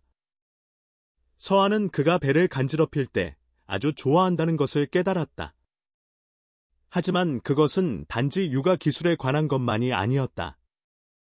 박서윤은 그에게 존재감에 대해 단지 육체적으로뿐만 아니라 감정적으로도 진정으로 거기에 있는 것에 대해 가르쳤다. 아이들과 함께 있을 때는 진심으로 함께 있어야 해요. 일이나 문제나 다른 어떤 것도 생각해서는 안 돼요. 바로 그 순간 아이들과 함께 있어야 해요. 강태준은 노력했지만 어려웠다. 일 뒤에 숨고 느끼지 않기 위해 사업을 핑계로 삼았던 수년의 세월이 하루아침에 사라지지는 않았다. 어느 날 오후 그가 방바닥에 앉아 쌍둥이와 놀고 있을 때 서아가 그의 무릎에 올라와 가슴에 머리를 기댔다. 그것은 너무나 단순하고 자연스러운 행동이었지만 강태준은 세상이 멈춘 것 같았다. 그의 딸, 그가 2년 동안 거의 무시했던 그 작은 아이가 그에게서 위안을 찾고 있었다. 그를 믿고 있었다. 모든 것에도 불구하고 그를 사랑하고 있었다. 그가 막을 틈도 없이 눈물이 흘러내렸다. 조용히 그가 서아를 조심스럽게 껴안는 동안 얼굴을 타고 흘렀다. 서우는 언니가 아빠 품에 있는 것을 보고 자신도 원해서 반대편으로 올라왔다. 그리고 강태준은 거기 바닥에 앉아 두 딸을 품에 안고 지수의 장례식 이후로 울지 않았던 것처럼 울었다. 박서윤이 방에 들어와 그 장면을 보았다. 그녀는 방해해야 할지 몰라 문가에 서 있었다. 하지만 강태준은 붉어진 눈으로 그녀를 보고 고맙소라고 속삭였다. 그녀는 그저 감동으로 가슴이 뭉클해진 채 고개를 끄덕였다. 변화는 계속되었다.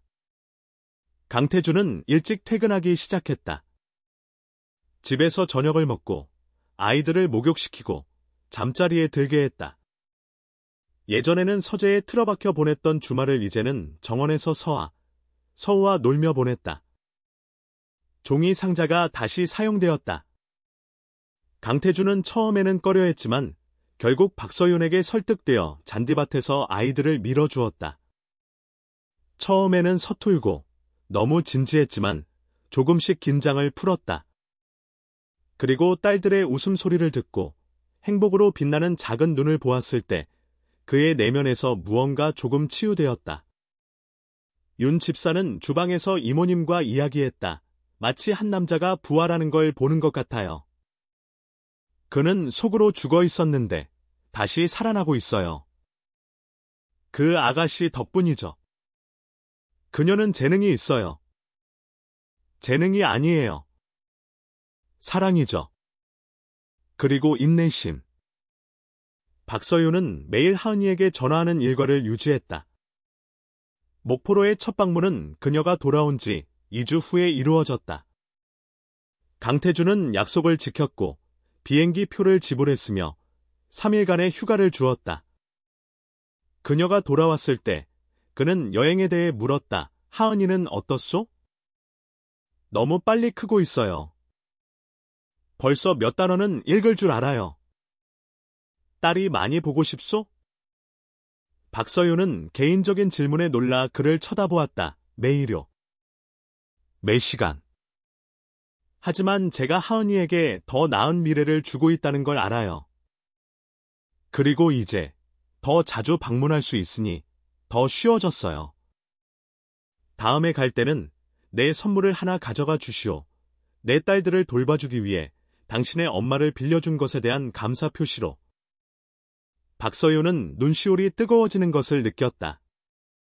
강태준이 그녀가 하는 희생을 공개적으로 인정한 것은 처음이었다. 어느 날 그녀가 돌아온 지 약 한 달 후 박서윤은 무언가 다른 것을 알아차렸다. 강태준은 정원에서 아이들과 함께 있었고 그녀는 창문에서 지켜보고 있었다. 그는 진정으로 존재했다. 그들과 함께 웃고 놀고 자연스러웠다. 더 이상 억지로 하지 않았고 노력하지도 않았다. 그는 그냥 존재하고 있었다. 서아가 넘어져 무릎이 까졌다. 울기 시작했다. 강태준은 즉시 그녀를 안아 위로하고 상처를 살피고 무릎에 입을 맞추었다. 괜찮아, 괜찮아. 아빠가 여기 있잖아. 별거 아니야, 우리 아가. 서아는 울음을 그치고 아빠를 껴안았다. 아빠, 사랑해. 강태준은 얼어붙었다.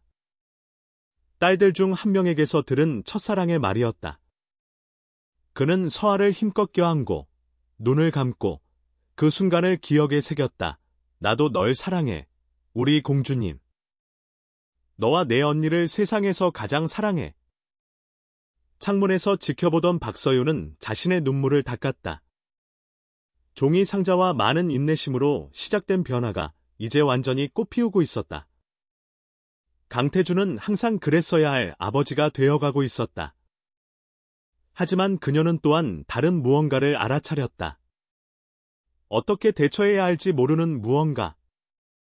강태준이 그녀를 바라보는 방식이 변하고 있었다. 더 이상 사장과 직원의 시선이 아니었다. 다른 무언가, 그녀를 혼란스럽고 조금 두렵게 만드는 무언가였다. 왜냐하면 박서윤도 자신 안에서 무언가 변하고 있다는 것을 느꼈기 때문이다. 그리고 그것은 그녀가 탐험해야 할지 말아야 할지 모르는 위험한 영역이었다. 박서윤이 돌아온 지 3개월이 지났다. 대저택은 이제 완전히 다른 곳이 되어 있었다. 복도에는 웃음소리가 가득했고 방에는 정리된 어수선함이 있었으며 냉장고에는 아이들의 그림이 붙어 있었다. 강태준은 더 이상 늦게까지 일하지 않았고 딸들과 저녁을 먹었으며 잠들기 전에 이야기를 읽어주었다. 집은 가정이 되었다. 서아와 서우는 행복하고 건강하게 자라고 있었다. 더 이상 울지 않았고 쉽게 미소 지었으며 박서윤이나 아빠를 부르며 집안을 뛰어다녔다. 그들은 평범한 때를 쓰고 평범한 기쁨을 누리는 평범한 아이들이 되었고 마침내 어린 시절다운 어린 시절을 보내고 있었다. 강태준도 달라졌다. 그의 눈에는 더 이상 그 무서운 공허함이 없었다. 더 많이 웃고, 하지만 월요일 아침, 박서윤이 아이들을 깨우러 갔을 때 무언가 잘못되었다는 것을 깨달았다. 서아의 몸이 매우 뜨거웠다. 체온계를 가져와 재보니 39도였다. 서우도 열이 있었지만 조금 더 낮았다. 두 아이 모두 울고 기운이 없었으며 음식을 거부했다. 박서윤은 해열제를 먹이고 미지근한 물로 목욕시키고 아는 모든 방법을 시도했지만 열은 내리지 않았다. 강태준에게 전화하려 했지만 그는 중요한 회의 중이라 받지 않았다.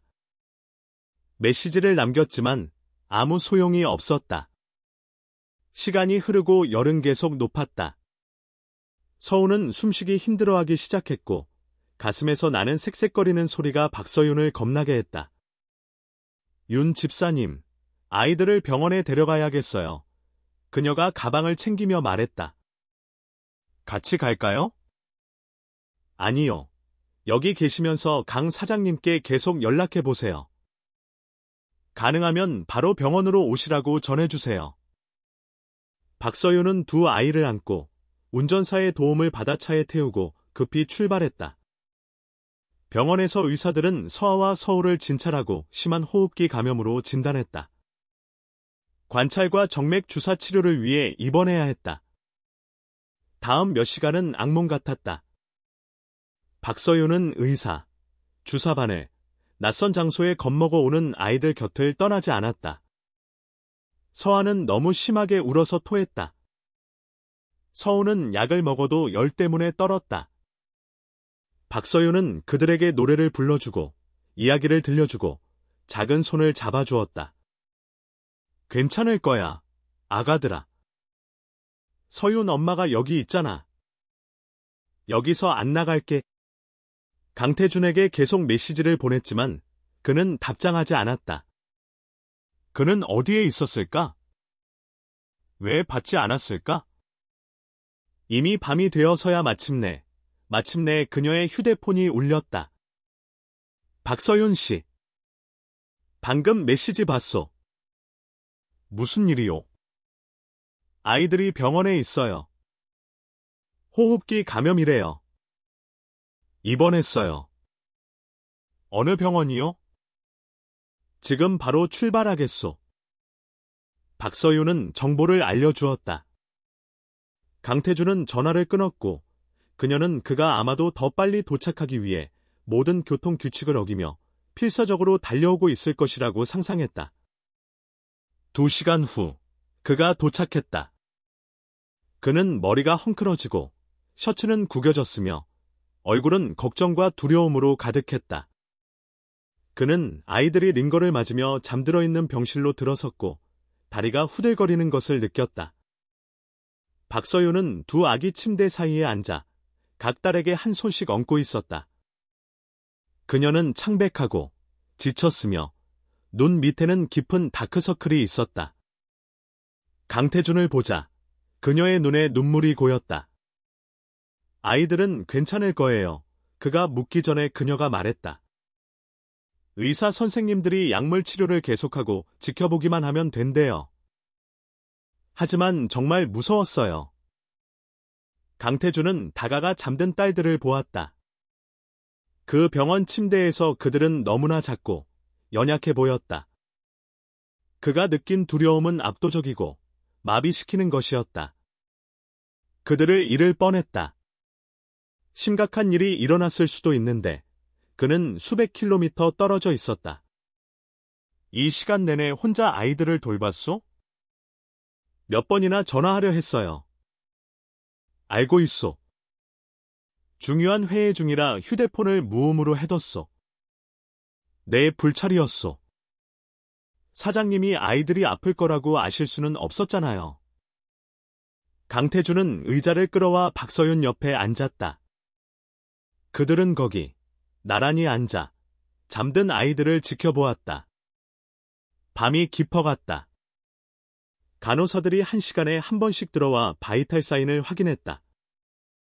서아가 한 번 울며 깨어났고 강태준은 박서윤이 가르쳐준 노래를 나지막이 부르며 그녀를 달랬다.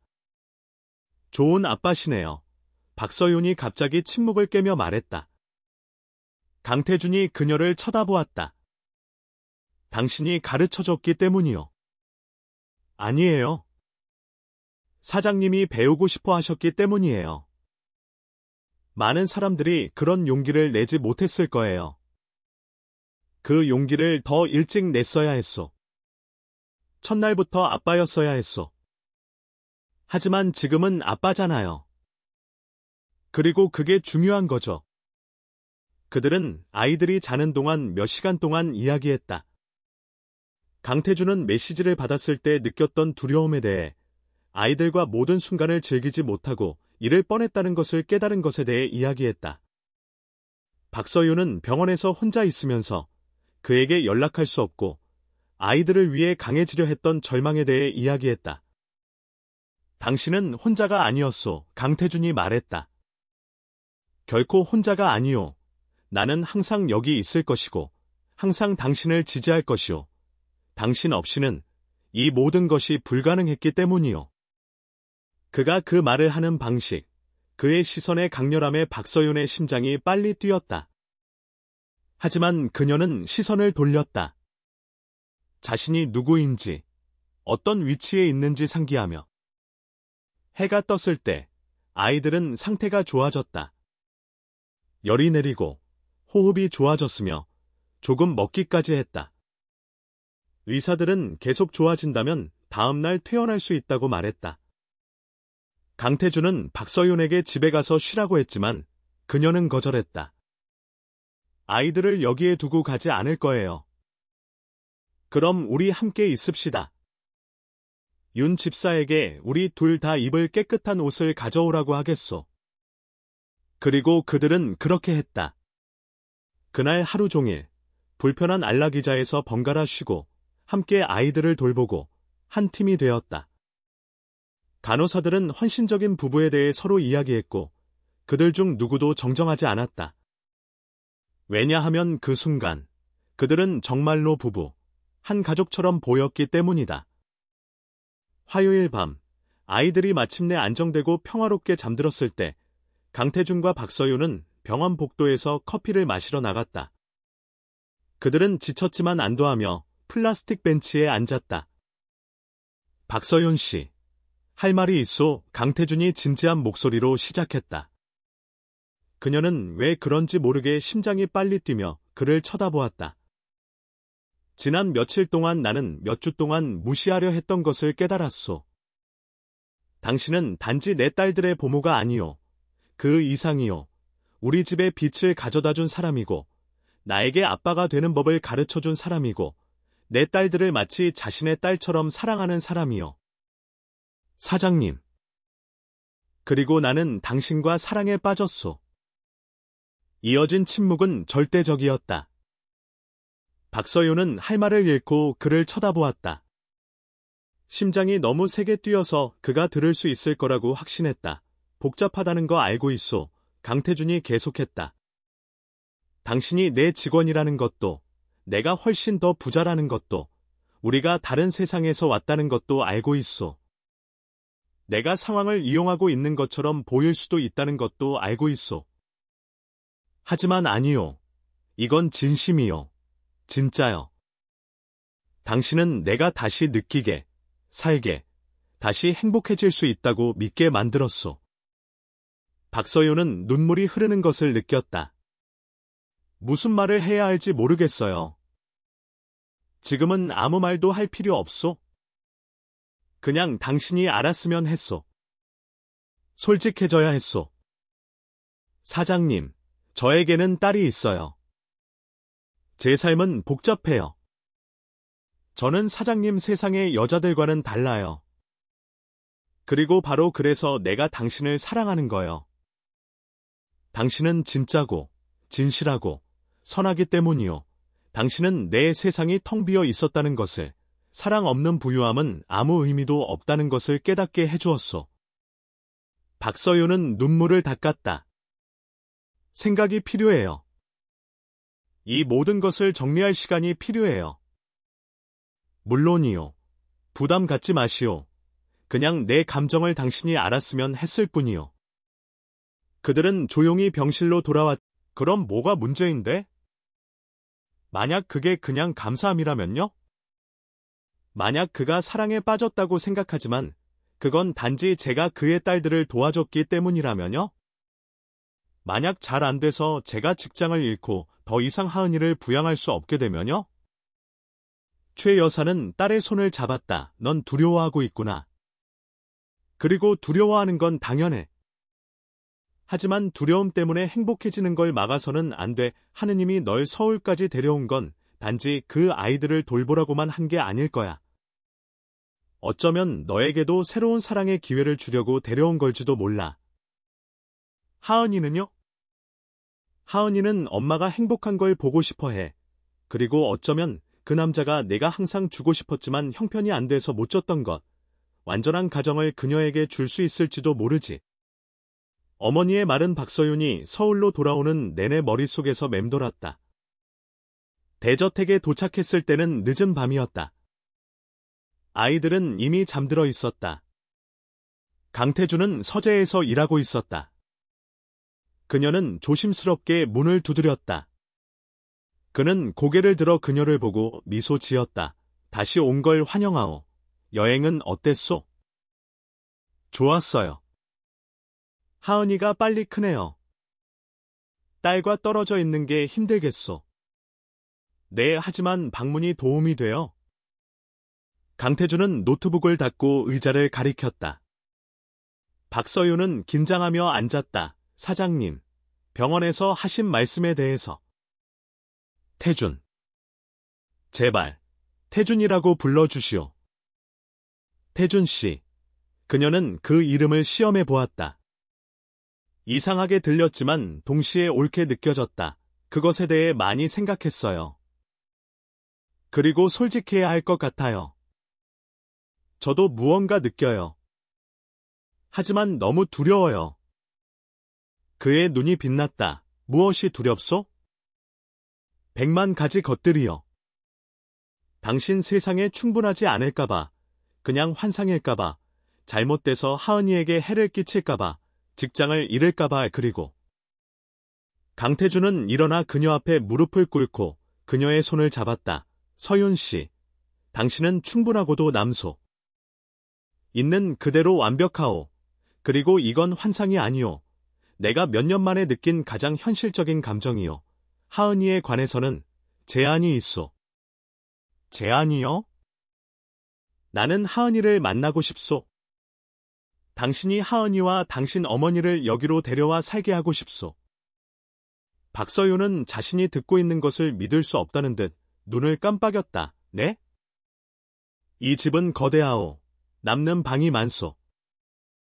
하은이는 여기 서울의 훌륭한 학교에 다닐 수 있소? 당신 어머니도 오실 수 있소. 목포에 혼자 계실 필요 없소. 당신들은 진짜 가족처럼 모두 함께 있을 수 있소. 태준 씨, 이건 미친 짓이에요. 우리가 서로를 이해하기 시작한 지 얼마 안 됐는데 벌써 제 온 가족이 여기로 이사 오라고요? 성급하게 들린다는 거 알고 있소? 하지만 잘 생각해 보시오. 당신은 더 이상 딸들 사이에서 선택할 필요가 없소. 왜냐하면 3명 모두를 곁에 둘 수 있으니까. 하은이는 자매들이 생기고 할머니가 곁에 계시고 목포에서는 결코 가질 수 없었던 기회를 갖게 될 거요. 그리고 저희 엄마는요? 엄마가 그냥 이걸 받아들일 거라고 생각하세요? 어머니께 여쭤보는 건 어떻소? 지금 전화하시오. 영상 통화를 하시오. 내가 어머니와 이야기하게 해주시오. 박서윤은 충격에 빠졌지만 휴대폰을 꺼내 전화했다. 최 여사는 늦은 시간에 온 전화에 놀라며 받았다. 무슨 일이니? 내 딸아? 네. 엄마. 여기 엄마랑 통화하고 싶어 하는 사람이 있어요. 강태준이 휴대폰을 받았다. 안녕하세요. 어머님. 박서윤 씨, 사장 강태준입니다. 늦은 시간에 죄송합니다. 저편에서 최 여사는 눈살을 찌푸렸다. 무슨 일이요? 심각한 일은 아닙니다. 어머님. 사실, 초대하고 싶어서요. 어머님과 하은이가 여기 서울로 와서 살았으면 합니다. 제 집은 크고 남는 공간이 많습니다. 하은이는 훌륭한 학교에 다닐 수 있고 어머님은 더 이상 일하실 필요 없이 손녀와 즐거운 시간을 보내실 수 있습니다. 그리고 서윤 씨는 온 가족이 함께 있을 수 있고요. 최 여사는 오랫동안 침묵했다. 그런데 왜 그런 일을 하시죠? 제가 어머님 따님과 사랑에 빠졌기 때문입니다. 그리고 그녀는 가족이 곁에 있을 자격이 있기 때문입니다. 그녀가 저와 제 딸들을 위해 너무나 많은 것을 해주었기에 제가 할 수 있는 최소한의 일입니다. 진심이십니까? 완전히 진심입니다. 지금 대답하실 필요는 없습니다. 천천히 생각해 보세요. 하지만 제안은 유효합니다. 전화를 끊은 후 박서윤은 멍했다. 태준 씨, 이건 너무 과해요. 너무 많아요. 저는 지금 결정할 필요 없소. 하지만 생각해 보시오. 처음에는 단지 방문하러 오는 거요. 아이들을 만나고 집을 보고. 만약 불편하게 느껴지면 받아들이지 않아도 돼요. 하지만 적어도 고려는 해보시오. 박서윤은 다음 며칠을 갈등 속에서 보냈다. 그 아이디어는 유혹적이었지만 두려웠다. 하은이를 가까이 데려오는 것은 멋진 일일 것이다. 더 이상 두 삶 사이에서 자신을 나누지 않아도 된다. 하지만 만약 잘 안 되면? 너무 빠르면? 그녀는 전화로 어머니와 길게 이야기했다. 최 여사는 놀랍게도 그 아이디어에 열려 있었다. 내 딸아, 나는 늙어가고 있다. 하은이는 잘하고 있고 더 많은 기회가 필요해. 그리고 너는 행복할 자격이 있어. 만약 그 남자가 널 행복하게 해주고 정말 좋은 사람이라면 왜 시도해보지 않겠니? 결국 박서윤은 적어도 하은이와 최 여사가 방문하는 것에는 동의했다. 강태준은 모든 것을 준비했고 비행기 표를 지불했으며 대저택의 방을 마련했다. 그는 첫 데이트 전에 10대처럼 긴장했다. 그날이 되자 그는 공항에서 세 사람을 마중했다. 하은이는 할머니 손을 잡고 내렸고 보는 모든 것에 눈이 휘둥그레졌다. 박서윤은 달려가 딸을 껴안았고 눈물이 자유롭게 흘렀다. 엄마. 이 도시 엄청 커. 강태준이 다가와 하은이 앞에 무릎을 꿇었다. 안녕, 하은아. 나는 태준 아저씨야. 드디어 만나게 돼서 정말 기뻐. 아이는 아이 특유의 평가하는 눈으로 그를 쳐다보았다. 우리 엄마 사장님이구나. 엄마 울게 만든 사람. 박서윤은 얼굴이 붉어졌지만 강태준은 동요하지 않았다. 맞아. 내가 그랬어. 그리고 그건 내 인생에서 최악의 짓이었어. 하지만 실수해서 배웠어. 그리고 이제는 내 엄마를 행복하게 해주고 싶을 뿐이야. 너도 마찬가지고. 어떻게? 너희를 우리 집에 초대해서 내 딸들을 만나게 해주는 거지. 내가 내 자매들을 만났으면 좋겠어. 자매들? 서아랑 서호. 2살이야. 너도 좋아할 거야. 차 안에서 하은이는 질문을 멈추지 않았다. 최 여사는 주의 깊게 모든 것을 관찰하며 강태준을 평가했다. 그는 하은이의 모든 질문에 인내심을 갖고 대답했고 그녀를 웃게 만드는 농담을 했으며 최 여사에게 친절하고 존중하는 태도를 보였다. 대저택에 도착했을 때 하은이는 입을 쩍 벌렸다. 엄마, 이거 성이야. 쌍둥이는 윤 집사와 함께 거실에서 기다리고 있었다. 박서윤을 보자 그들은 엄마, 라고 소리치며 달려왔다. 하은이는 눈살을 찌푸렸다. 왜 애들이 엄마를 엄마라고 불러?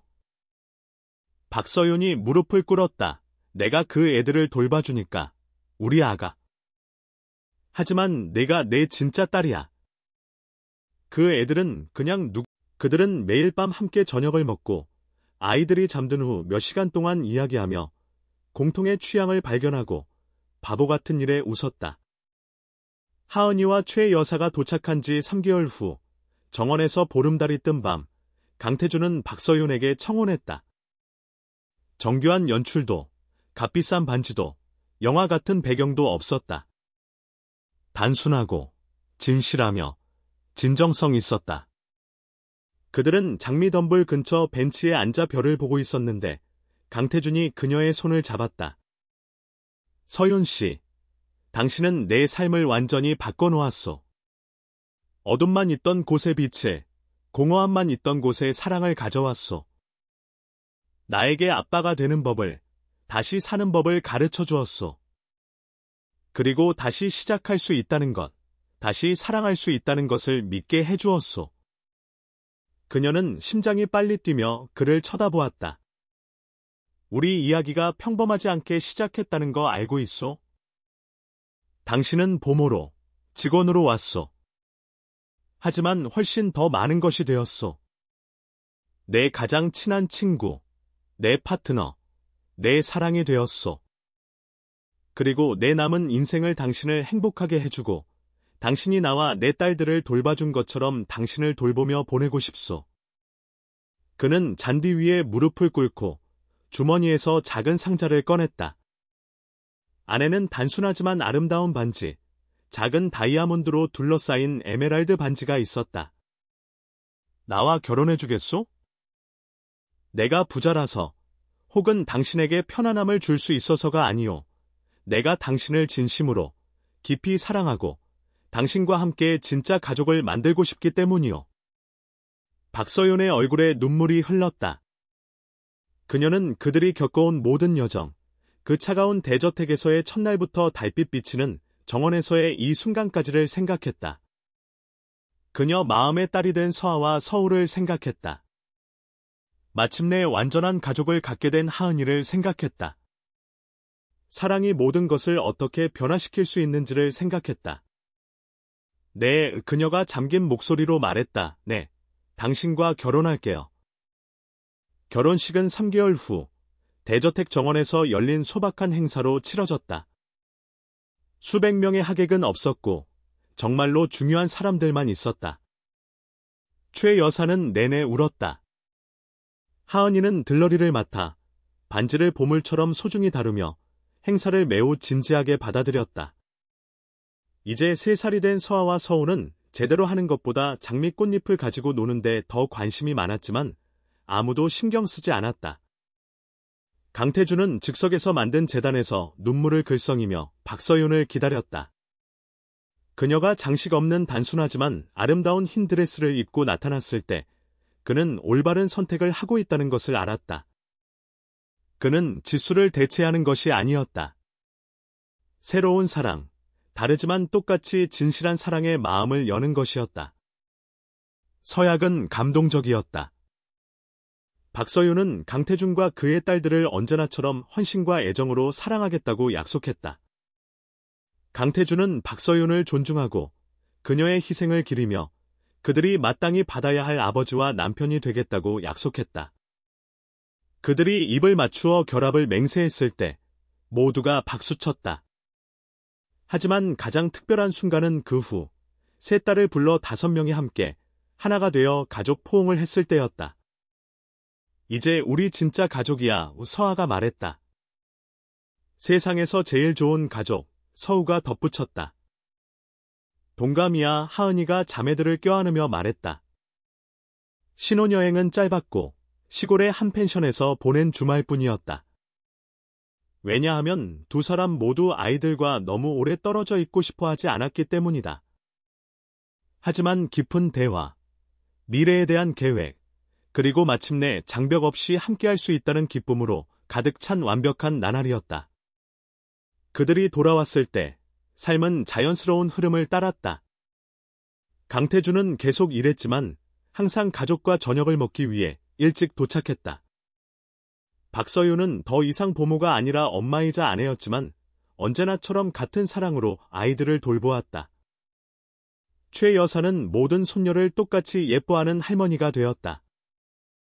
결혼 1년 후 박서윤은 임신 사실을 알게 되었다. 그 소식은 모두에게 기쁨으로 받아들여졌다. 하은이는 진짜 큰언니가 된다는 생각에 신이 났다.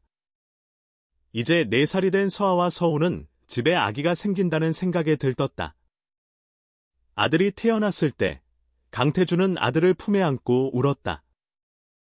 쌍둥이가 태어나고 지수를 잃었을 때의 고통의 눈물이 아니었다. 순수한 기쁨, 감사, 사랑의 눈물이었다. 그들은 아들의 이름을 지훈이라고 지었다. 2년 후 또 다른 딸 지아가 태어났다. 집은 항상 시끄러웠고 아이들이 뛰어다니고 사소한 다툼과 화해, 웃음과 때로는 눈물로 가득했다. 그것은 삶이었고 가족이었으며 사랑이었다. 모든 것의 시작이었던 원래의 종이 상자는 소중히 보존되었다. 강태주는 그것을 정원의 진짜 집으로 바꾸었고 페인트 칠하고 장식했으며 아이들이 매일 놀았다. 그것은 모든 것이 시작된 곳, 단순한 것이 어떻게 인생 전체를 바꿀 수 있는지에 대한 상징이었다. 모든 것을 바꾼 그 정원에서의 날로부터 7년 후 어느 토요일 오후 가족이 모여 있었다. 이제 12살이 된 하은이는 최 여사가 케이크 만드는 것을 돕고 있었다. 9살이 된 서아와 서우는 5살 지훈이와 3살 지아와 함께 정원의 작은 집에서 놀고 있었다. 강태주는 잔디밭에서 새 그네를 설치하고 있었다. 박서윤은 베란다에서 모든 것을 지켜보고 있었다. 한 손은 부른 배 위에 있었다. 그렇다. 그녀는 다시 임신했고 이번에는 새쌍둥이였다. 그들을 충격에 빠뜨렸지만 동시에 기쁘게 한 놀라움이었다. 강태준이 그녀에게 다가와 뒤에서 껴안고 부른 배에 손을 얹었다. 무슨 생각하고 있어? 인생이 얼마나 놀라운지에 대해서요. 저는 단지 일자리, 하은이에게 더 나은 미래를 주기 위한 돈벌이 수단이라고 생각하고 서울에 왔어요. 온 가족을 찾게 될 줄은 상상도 못했어요. 나는 다시 사랑할 수 있을 거라고, 지수를 잃고 나서 행복해질 수 있을 거라고 상상도 못했소. 하지만 당신이 그것이 가능하다는 것을 보여주었소. 인간의 마음이 치유되고, 열리고, 다시 사랑할 수 있다는 것을. 그들은 껴안은 채 아이들이 노는 것을 지켜보았다. 예전에는 차갑고 조용했던 대저택이 이제는 생명으로 가득했다. 냉장고에는 그림이 붙어 있었고 장난감이 널려 있었으며 음악이 흘러나왔고 집밥 냄새와 즐거운 목소리가 있었다. 사랑이 있었다. 서아가 작은 집에서 뛰어나와 그들에게 왔다. 아빠, 엄마, 우리랑 같이 놀아요. 강태준과 박서윤은 서로를 보고 미소 지었다. 가자, 그가 말했다. 그들은 정원으로 내려가 아이들과 함께했다. 최 여사는 부엌 창문에서 지켜보며 감사함으로 가슴이 벅찼다. 그녀의 딸은 단지 일자리가 아니라 목적, 사랑, 가족을 찾았다. 밤에 모든 아이들이 잠든 후 강태준과 박서윤은 거실 소파에 앉았다. 그는 서랍을 열고 항상 서재에 보관하던 지수의 사진을 꺼냈다. 있잖아, 나는 그녀가 나 때문에 행복해할 거라고 생각해. 그가 사진을 보며 말했다. 그녀가 당신을 나에게, 아이들에게 보낸 거라고 생각해. 우리를 구하기 위해서. 박서윤은 사진을 받아들고 카메라를 향해 미소 짓는 그 아름다운 여인을 보았다. 아름다운 분이셨네요. 그리고 분명 멋진 분이셨을 거예요. 그랬지. 그리고 나는 항상 그녀를 사랑할 거요. 하지만 당신도 사랑하오. 다른 방식이지만 똑같이 깊게.